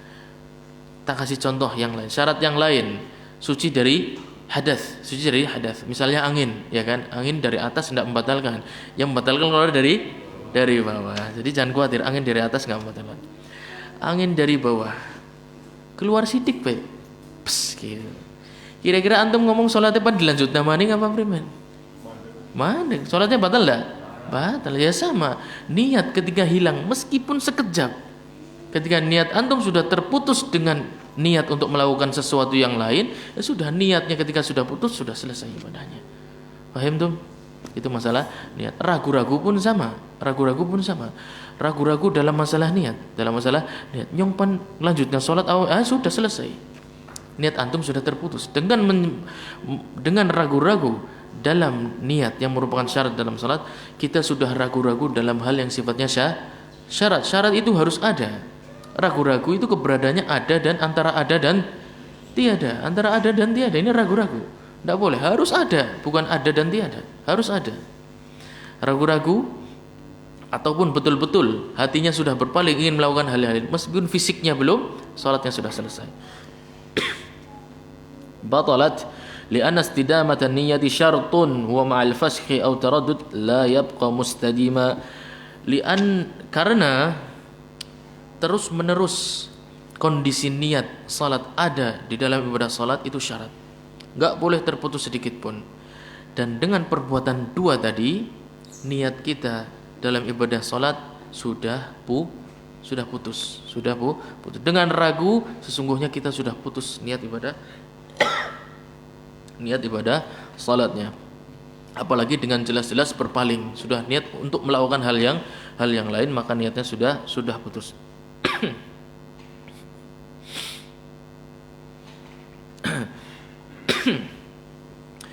Wa in syaka fi niyyah aw tahrima ista'nafaha. Di tengah salat dia ragu. Kalau tadi ragu mau melakukan ibadah yang lain, ragu mau melakukan sesuatu yang lain selain salat, ya kan, pan tuku ponggol, pan ngisi bensin, pan ketemuan karo fulan dan fulan. Yang seperti ini kalau ada keraguan maka niat salatnya sudah terputus. Sama juga kalau ragu mau wis niat apa durung ya. Nah, di tengah salat baru ragu. Tadi saya waktu masuk salat itu sudah niat apa belum? Nah, ragu yang seperti ini hukumnya pun sama. Salatnya harus diulangi. Karena dia ragu dalam sebuah ibadah. Niat. Dia ragu dalam sebuah ibadah yang wajib harus ada. Ragu ini antara ada dan tiadanya setengah-setengah. Jadi meragukan ada apa enggak. Kalau ragu-ragu maka dianggap tidak ada. Harus diulangi. Jadi oleh karena itu para ulama Hanabilah mutaakhirin ingin membantu kita supaya kalau ibadah sholat jangan mikirin dunia. Jangan mikirin dunia. Antum sedang mau melakukan sholat zuhur, hatinya dibangunkan, dibangunkan, dan jangan dibatalkan dengan niat melakukan hal lain. Dengan niat melakukan hal lain.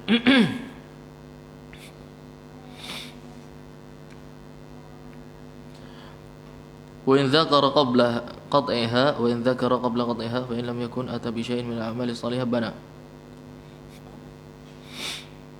Wa in 'amila ma'a syakki 'amalan ista'nafaha wa badal hurri la athara li syak. Baik. Kemudian mengenai niat di awal sampai akhir. Yang wajib dilakukan kita adalah tidak memotong niatnya, tidak memotong niat di tengah salat. Di awal wajib kita hadirkan niat. Di awal ibadah ketika takbiratul ihram kita wajib mendatangkan niat di dalam hati. Tapi itu di dalam rangkaian ibadah salat kan panjang ya, bukan hanya takbiratul ihram, betul enggak? Baca Al-Fatihah, surat pendek dan lain sebagainya. Enggak mungkin hati kita sibuk dengan melakukan dua hal. Ya enggak? Antum sibuk mendatangkan niat, antum sambil baca Quran, enggak mungkin. Oleh karena itu kata para ulama, setelah takbiratul ihram yang wajib baginya adalah tidak memutus niat. Ditatangkan hanya satu kali ketika di awal ibadah salat. Setelahnya cukup menjaganya dari hal-hal yang membatalkan dari hal-hal yang membatalkan niat atau memutus niat kita di dalam ibadah salat. Wa in qalaba munfaridun atau ma'mumun, kita sekarang bicara tentang qalbun niyah.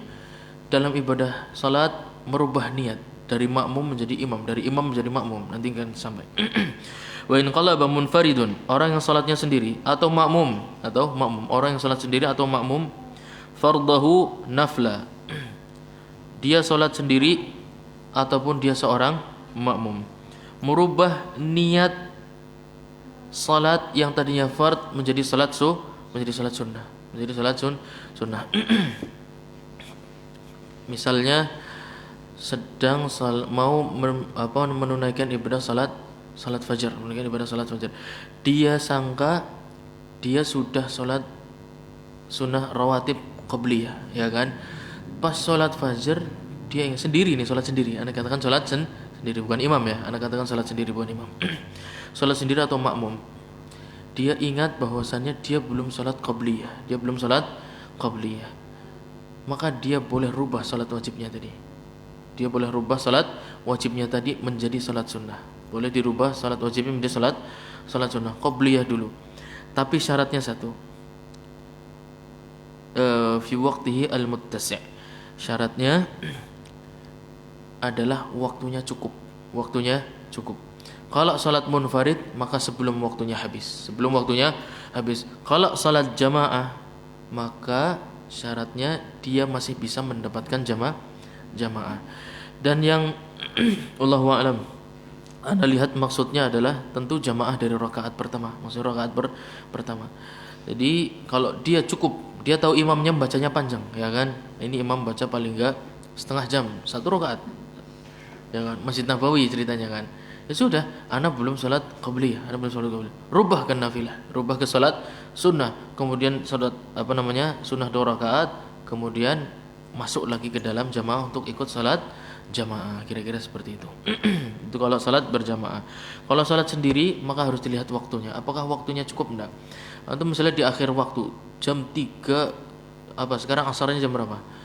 3:04 ya. Jam 3:10. Nah, jam 3:10 fulan baru menunaikan salat zuhur ditunaikan jam 3:10. Kemudian dia ingat, saya belum salat qabliyah misalnya,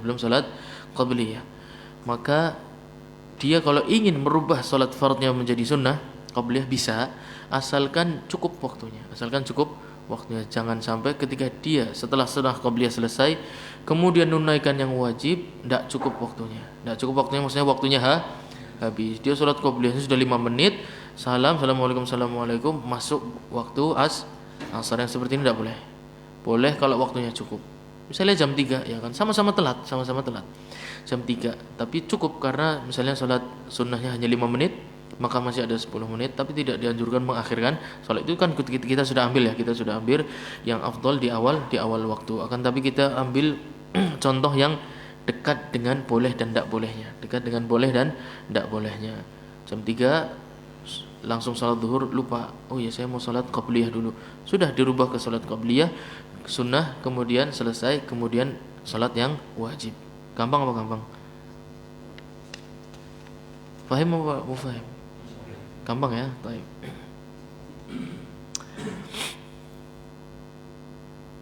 Mithlu an yuhrima munfaridun fayuridu as-salata fil jamaah. Lakin yughril gharad as-sahih li ghairi gharad as-sahih wa nassa Ahmad fi man shalla rak'atan min faridah munfaridan thumma hadara al-imam wa uqimat as-salah yaqta salatahu wa yadkhul ma'ahum wa yatakhraj minhu qat an-nafilah bi hudur al-jamaah bi tariq al-awla tariqi al-awla.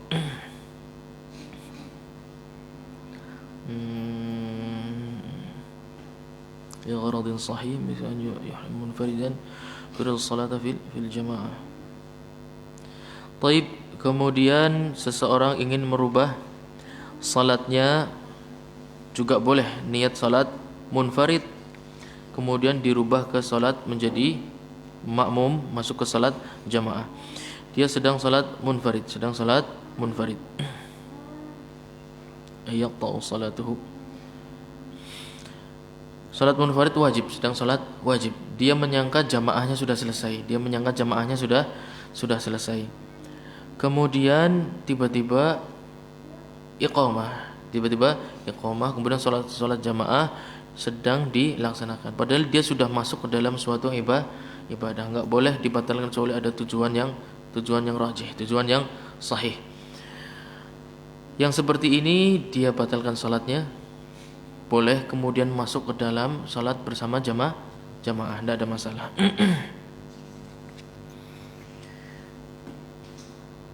Kemudian salat sunnah, kita katakan boleh menunaikan sunnah dulu kemudian gabung dengan jamaah. Syaratnya waktunya cukup. Jadi cukup untuk mendapatkan rakaat pertama bersama jamaah ya, bukan sampai jamaahnya akhir dapat salamnya, bukan. Maksudnya adalah rakaat pertama bersama jamaah. Jadi ketika antum sedang salat nafilah ya kan, salat sunnah di akhir salat, kemudian atau tidak apa-apa rakaat pertama, kemudian didirikan salat jamaah. Sering enggak seperti itu? Antum sedang salat sunnah didirikan salat jamaah, tidak perlu buru-buru, tunaikan salat sunnahnya, selesaikan, kemudian gabung ke dalam rangkaian jamaah. Selama antum kira-kira masih dapat rakaat pertama. Jadi bukan dihitung yang penting dapat jamaahnya, bukan, tapi dari rakaat pertama salat berjamaah. Boleh salat sunnah, tapi jika kira-kira ini imamnya bacanya cepat, ya kan, salat subuh saja pendek, ya sudah antum batalkan yang sunnah kemudian masuk ke dalam rangkaian ibadah berjamaah yang wajib. Wa in intaqala bi niyatin min ghairi tahrimatin fardin ila fardin batala li'annahu qata'a niyyatahu al-awwal wa lam yanwi ats-tsani min awwalihi wa in nawa ats-tsani min awwalihi. Waktunya udah mau jam 7 enggak apa-apa, gimana?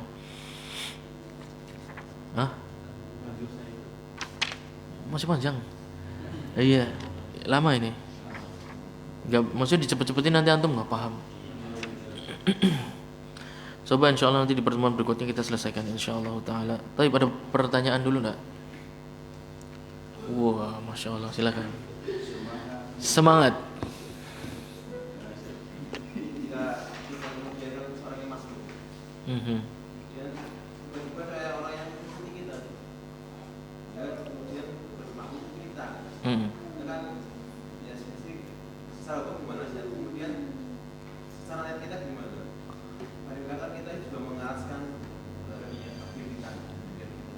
Allahu alam, dalam mazhab Hanabilah tidak bisa, imamnya tidak bisa. Dalam mazhab Hanabilah yang enggak sah salatnya makmum, salat imamnya tetap sah. Tapi dia tidak bisa menjadi imam. Salat seperti biasa dan jangan meniatkan diri jadi imam. Ini dalam mazhab Hanabilah. Karena dari awal dia tidak meniatkan jamaah. Ya, jamaah itu harus diniatkan dari awal. Jamaah itu harus diniatkan dari awal. Dia dari awal niatnya bukan jamaah. tiba-tiba di tengah jadi jamaah. Ini tidak bisa dalam mazhab Hanabilah. Karena dia nggak niat dari awal. Kan kita bilang niat itu harus ada dari awal ibadah, ya enggak? Iya, dari awal ibadah dia nggak jadi imam, tiba-tiba jadi imam, kan aneh. Jadi niatnya kurang. Dia hanya niat sholat sendiri, bukan sholat menjadi imam. Itu harus didatangkan dari awal. Ini namanya apa? Kekhususan mazhab Hanabilah. Masalah imamah, dia kalau ingin jadi imam itu harus dari awal niatnya, harus jadi awal. Bukan apa-apa, karena sholat munfarid dan jamaah ini sama beda. Beda sekali, hukumnya sangat berbeda. Nanti kita akan masuk beberapa, termasuk makmum bacaan Qur'annya sudah diwakili oleh imam. Betul enggak? Dalam mazhab ini bilang seperti itu. Jadi hukum dalam sholat berjamaah ini sangat banyak yang berbeda dengan hukum dalam sholat sendirian. Dari awal niatnya sholat sendirian, tiba-tiba di tengah jadi sholat berjamaah, tidak bisa dalam mazhab Hanabilah. Karena aturan mainnya beda. Aturan mainnya berbeda. Yang seperti ini, kalau kita sholat sendiri seperti biasa, nggak perlu mengeraskan, nggak perlu seperti apa. Karena antum bukan imam. Sholat seperti biasa, kalau dia ngikuti silakan, urusannya dia, mau ngikut mau enggak kan urusannya dia, urusan antum, ya kan? Ada mazhab Hanabilah, tetap orang yang munfarid tetap jadi munfarid, nggak boleh meniatkan imam. Kalau meniatkan imam, sholatnya batal. Adapun dalam mazhab Hanabilah yang batal dalam kondisi seperti ini ya, kalau antum tetap pada sholat antum seperti biasa, anggap saja nggak ada dan ada yang ngikutin sama aja, ya kan? Selesaikan sholat antum sah seperti biasa. Hanya saja yang mengikuti ini sholat tidak sah. Hanya saja mengikuti sholatnya tidak sah karena dia niat kepada orang yang tidak meniatkan dirinya menjadi imam. Ya sudah, jamaahnya nggak ada. Berarti makmum kabeh, ya kan? Munfarid karo makmum, imamnya laka, coba. Iya. Jadi jamaahnya tidak sah.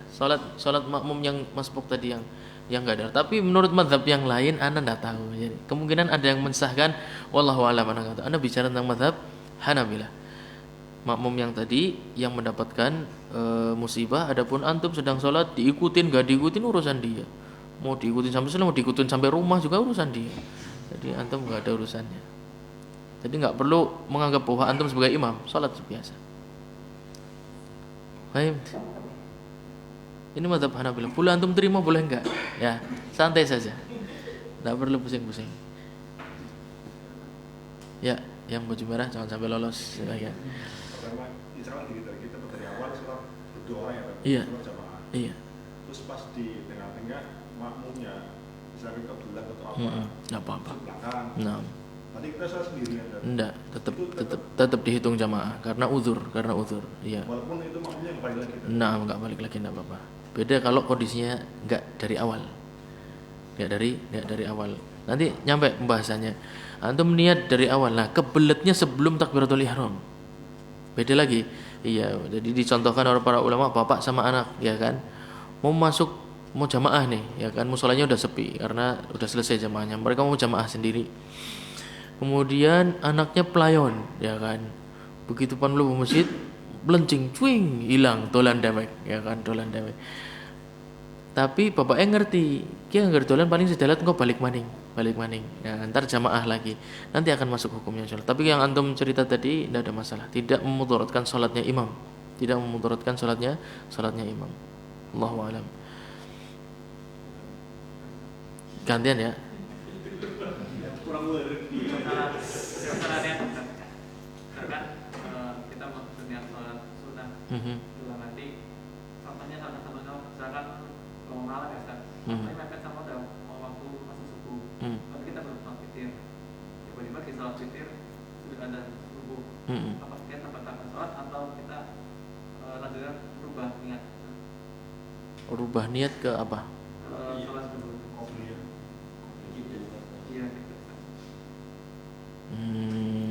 Jadi sholat sunnah ke sholat sunnah ya. Sholat sunnah ke sholat sunnah nanti insyaallah sampai insyaallah. Saya ingat, ana lupa. Nanti insyaallah sampai antara sholat sunnah dan sholat sunnah. Saya ingat ana tidak bisa kecuali sholat sunnahnya mutlak. Antum sholat sunnah witir misalnya terus mau dirubah ke mutlak sepertinya tidak apa-apa. Nanti insyaallah sampai. Ana lupa. Tapi kalau prakteknya sholat witir itu kalau sudah mepet subuh baiknya disegerakan meskipun hanya satu rakaat.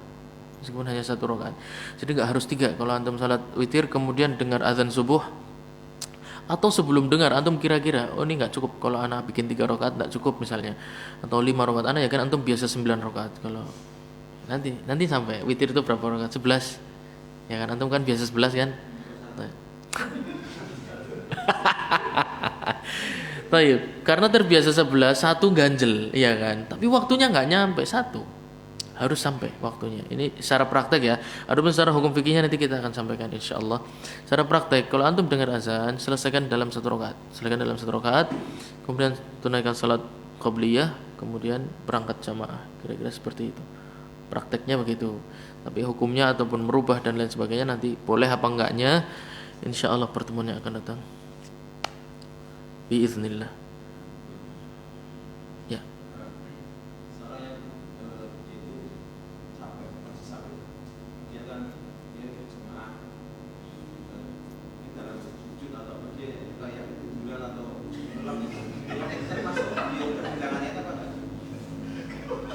Aduh. Asli orang baik.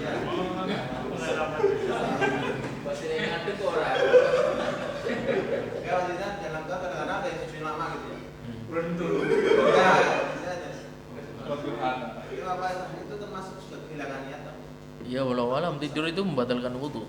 Dalam mazhab Hanabilah tidur itu membatalkan wudu.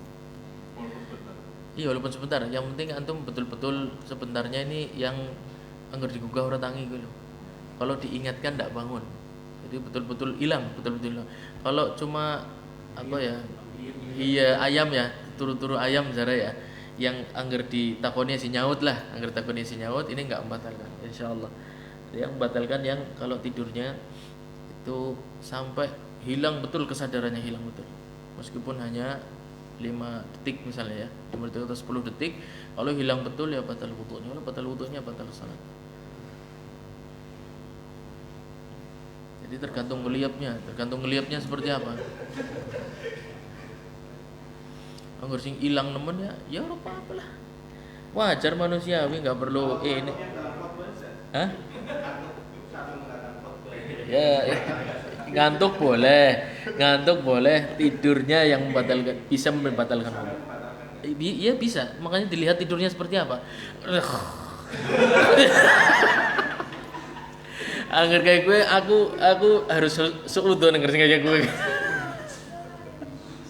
Iya, soalnya hilang betul. Kalau sampai ngorok tuh pengalaman anak, kalau orang ngorok itu kalau tidur ayam tuh dia dengar ngoroknya sendiri, bener enggak?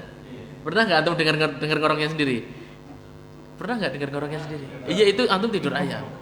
Itu antum tidur ayam. Tapi kalau antum sudah enggak dengar kalau antum ngorok ya berarti udah wassalam. Itu mazhab Hanabilah, yang lain mungkin tidak menganggap itu membatalkan. Mazhab Hanabilah membatalkan.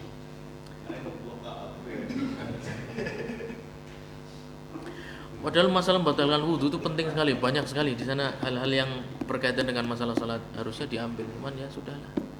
Misalnya seperti muntah juga, seperti muntah itu membatalkan wudu. Ada asar dari Nabi SAW diriwayatkan seorang sahabat itu bahwasanya Nabi SAW pernah muntah, kemudian berwudu dan sahabat ini cerita, saya yang sendiri yang mendatangkan air untuk beliau SAW berwudu. Jadi banyak hal yang kita tidak tahu, maksudnya tidak banyak orang mengerti, harus disampaikan sebenarnya. Ya gimana lagi, antum ini kita bersalah ya, kita bertaharah tuh ahamiyah ya, ini betul-betul apa namanya harus diambil sebenarnya, karena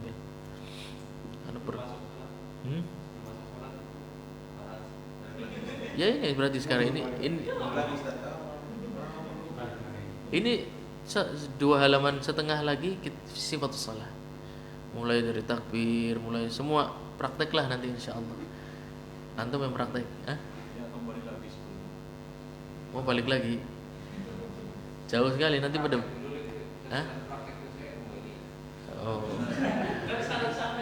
praktek.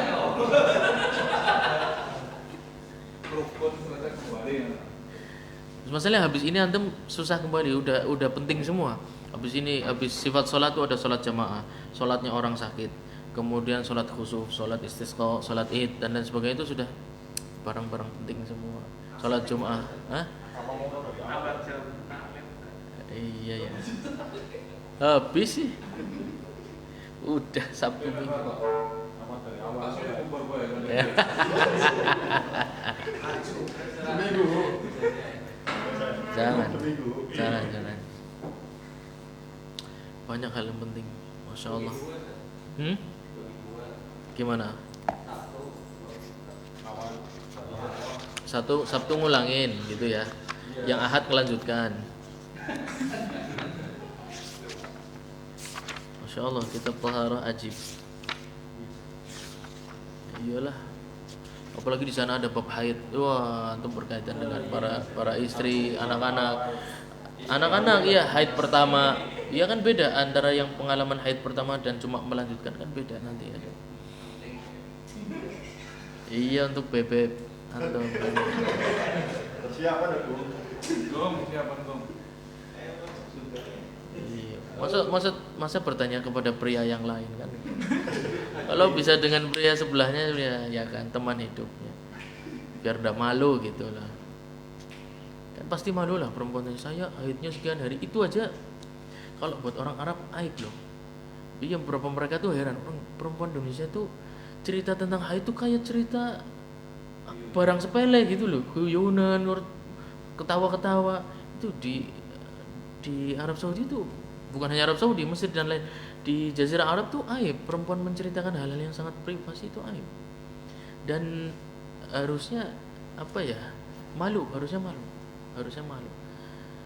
Tapi ya itu harusnya kalaupun terpaksa harus tanya ya dengan cara yang tersembunyi gitu loh maksudnya. Iya bukan di umum, bukan di majelis umum, japri misalnya seperti itu. Tapi kalau bisa sama suaminya sendiri kan, ahsan. Begini loh, beb. Nah.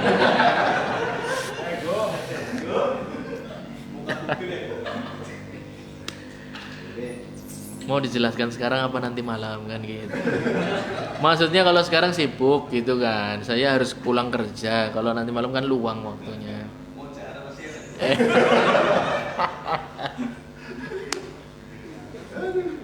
Tapi ada pertanyaan yang lain enggak? Ayo, spontan.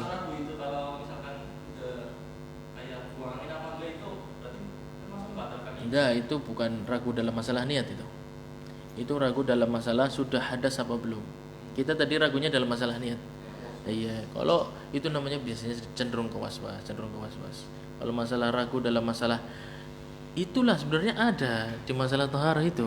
Ragu dalam hal-hal yang membatalkan wudu gitu. Kalau dalam masalah itu enggak.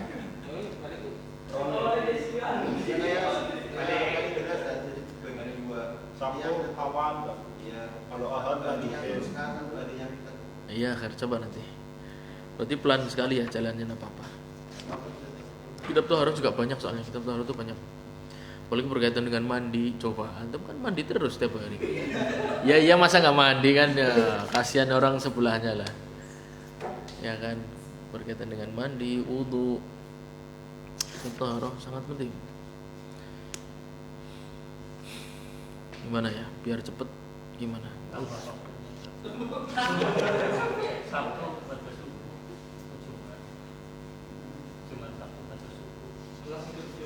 Iya. Orang melasing mulang juga. Ya, mempersiapkannya lumayan. Betul. Alon-alon asal klakson wes, alon-alon bae. Iya, bisa. Dibagi dua ya. Ya akhirlah insyaallah taala. Baik, ada pertanyaan enggak? Oh iya bener sih mulang gentenan bae. Siapa sih mulang maning? Oh. Iya. Tapi ada lagi pertanyaan enggak? Yang enggak jelas diskusi atau ada sesuatu yang antum ingin sampaikan? Ini tadi yang mau Anda sampaikan. Cuman lumayan pembahasannya jadi khawatir terlalu lama. Nanti Anda sampaikan di kesempatan berikutnya insyaallah dari fardu ke fardu. Harus ngulangi takbiratul ihram. Intinya harus ngulangi dari awal.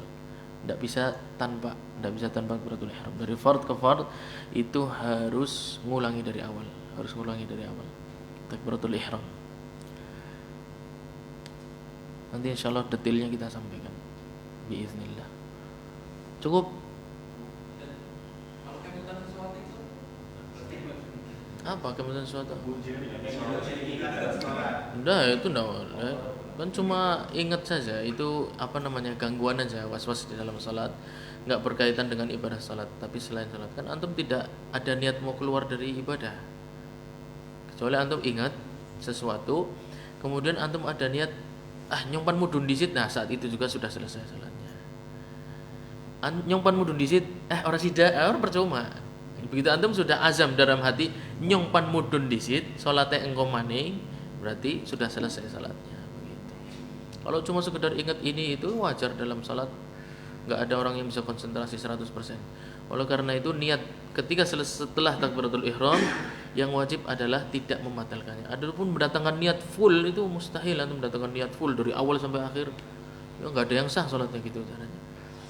Jadi hanya di awal, kemudian di tengah-tengah itu setelah takbiratul ihram yang wajib bagi kita tidak membatalkannya atau memutusnya atau ragu-ragu di dalam niatnya, Taib. Biasa itu, biasa, hal-hal biasa. Taib, ada yang lain? Gerakan salat sujud dalam mazhab Hambali katanya posisi telapak kaki itu dilenggangkan. Taib, sahih. Dalam mazhab nanti insyaallah kita sampai dalam mazhab Hanabilah telapak kaki ketika sujud itu direnggangkan. Alasannya karena riwayat merapatkan itu hanya satu. Riwayat merapatkan dalam menurut Imam Ahmad hanya satu dan memang hanya satu. Wallahu alam, yang ana tahu hanya satu, berasal dari Ummul Mukminin Aisyah radhiyallahu anha. Padahal Nabi Muhammad sallallahu alaihi wasallam salat di depan ribuan para sahabat, ya enggak? Di depan para manusia. Tapi riwayat mengenai merapatkan kaki hanya satu dari Ummul Mukminin Aisyah, itu pun di dalam rumah. Jadi banyak para ulama mencoba menggabungkan kedua sifat salat yang secara umum yang tidak ada merapatkannya dengan yang merapatkannya. Ada yang mengatakan kalau salat malam kemudian sendirian maka merapatkan. Maksudnya persis seperti kejadian hadisnya itu Nabi Muhammad SAW salat sendirian salat malam. Kalau salat siang direnggangkan, kalau salat malam dirapatkan. Ada yang mencoba menggabungkan seperti itu. Dan mazhab Imam Ahmad sederhana, tidak disunahkan tapi boleh. Maksudnya begini, seseorang ketika di rumah itu biasanya menggunakan pakaian tidak seperti keluar rumah, ya enggak? Ada yang tidak menggunakan dalam, cuma jubah aja biasanya kan, jubah langsung sholat. Nah itu ketika sujud kalau direnggangkan kira-kira bagaimana? Padahal kita sampaikan di satrul aurah, ya kan, meskipun sendirian dalam kegelapan harus menutup aurat, kecuali ada kebutuhan mandi, butuh enggak? Butuh mencopot pakaian, mengganti, kan pasti harus ada kondisi tidak menggunakan apa, ada kebutuhan. Dalam sholat kalau tidak ada kebutuhan maka aurat kita wajib ditutup. Apalagi di belakangnya ada istri, jangan malu mungkin terlihat sholat dalam kondisi sholat tapi terlihat auratnya. Kalau dalam kondisi di luar sholat, dalam kondisi kebutuhan, termasuk kebutuhan kan bermain bersama istri, ya kan, termasuk kebutuhan, maka tidak ada masalah kalau tidak menutup aurat. Tapi dalam kondisi sholat yang diingat hanya kehidupan akhirat, malu kalau terlihat auratnya meskipun sedikit. Ini yang anda pahami kenapa dikatakan boleh. Jadi boleh merapatkan. Dalam mazhab Hanabilah itu menunjukkan bolehnya, disunahkannya tidak, karena riwayat yang sangat banyak tidak menunjukkan hal tersebut. Padahal salatnya Nabi SAW berulang kali, ya nah, berulang kali di hadapan para sahabat. Tidak ada satu pun mengatakan merapatkan kedua kakinya kecuali satu, yaitu di dalam rumah, dan diriwayatkan oleh hanya satu. Padahal Ummul Mukminin kita lebih dari satu pun hanya satu yang meriwayatkan tentang merapatkan kaki ketika sujud. Kira-kira seperti itu. Jadi tidak semua yang dilakukan itu hukumnya sunnah, tapi itu sunnah Nabi. Maksudnya apa? Perbuatan Nabi Shallallahu Alaihi Wasallam. Perbuatan Nabi Shallallahu Alaihi Wasallam ada yang dihukumi haram misalnya, ada yang dihukumi wajib, ada yang dihukumi mubah, ada yang dihukumi makruh misalnya. Wajib, ya kan, salat wajib. Sunnah antum sudah paham, mustahab. Kemudian boleh misalnya seperti tadi, ya kan. Makruh misalnya salat menuju patung misalnya dihukumi makruh. Tapi kalau terpaksa tidak ada tempat lain, ya mau gimana lagi. Haram misalnya Rasulullah SAW menikah dengan lebih dari 4, bukan? Iya, kalau antum melakukan, padahal perbuatan Nabi bukan. Nah, harusnya antum bilangnya sunnah. Ya antum mudah saja jawab karena perbuatan Nabi, katanya semua perbuatan Nabi sunnah. Ya sudah, lebih aja dari 4. Paham? Semua perbuatan Nabi masuk dalam 5 hukum. Ada yang haram untuk kita, ada yang wajib untuk kita, ada yang sunnah untuk kita, wajib untuk Nabi, seperti itu. Ada yang boleh seperti duduk di antara duduk istirahat, ya kan, sebelum berdiri.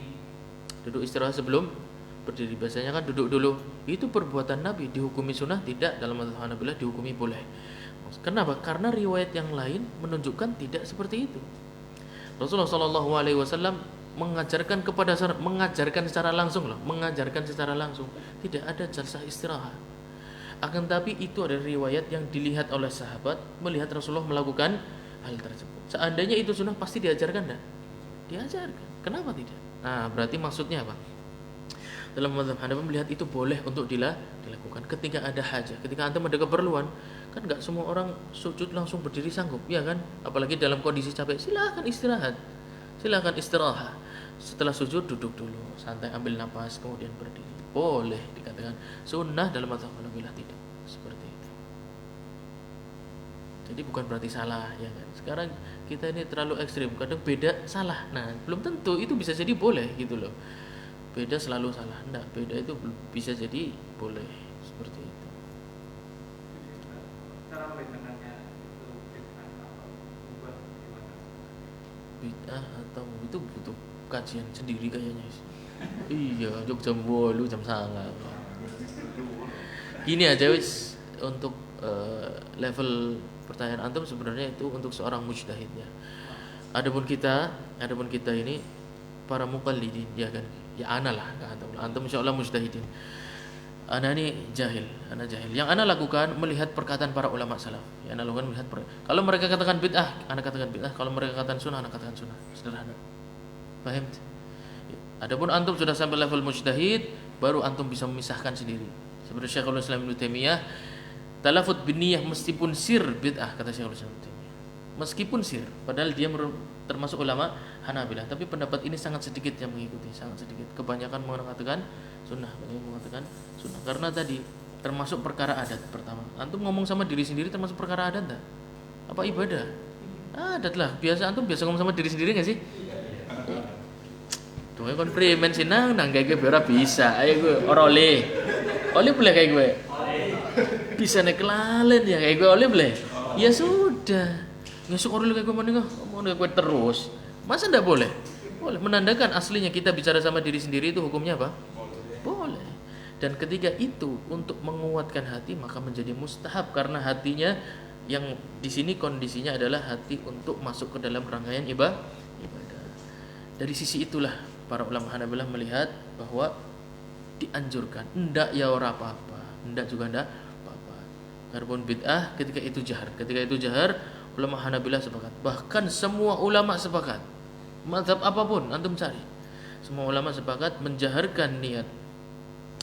Kecuali dalam ibadah tertentu. Dalam ibadah tertentu itu misalnya umrah dan haji antum jahar. Labbaik Allahumma umratan gitu jahar, enggak ada masalah. Antum sir juga enggak ada. Tapi selain itu wudu ya kan, kemudian apalagi mau mandi besar ya kan. Mandi besar tuh airnya besar apa gimana sih maksudnya? Baik.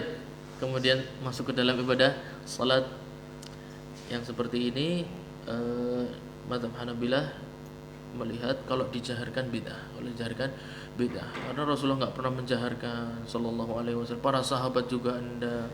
Dan ulama setelahnya juga enggak. Akan tetapi ulama mutaakhirin melihat hal yang berbeda. Anda sudah jelaskan semua tadi ya, bisa dipahami ya kira-kira. Baik. Gimana? Cukup? Baik. Subhanakallahumma bihamdika asyhadu an la ilaha illa anta astaghfiruka wa atubu ilaik. Wassalamualaikum warahmatullahi wabarakatuh.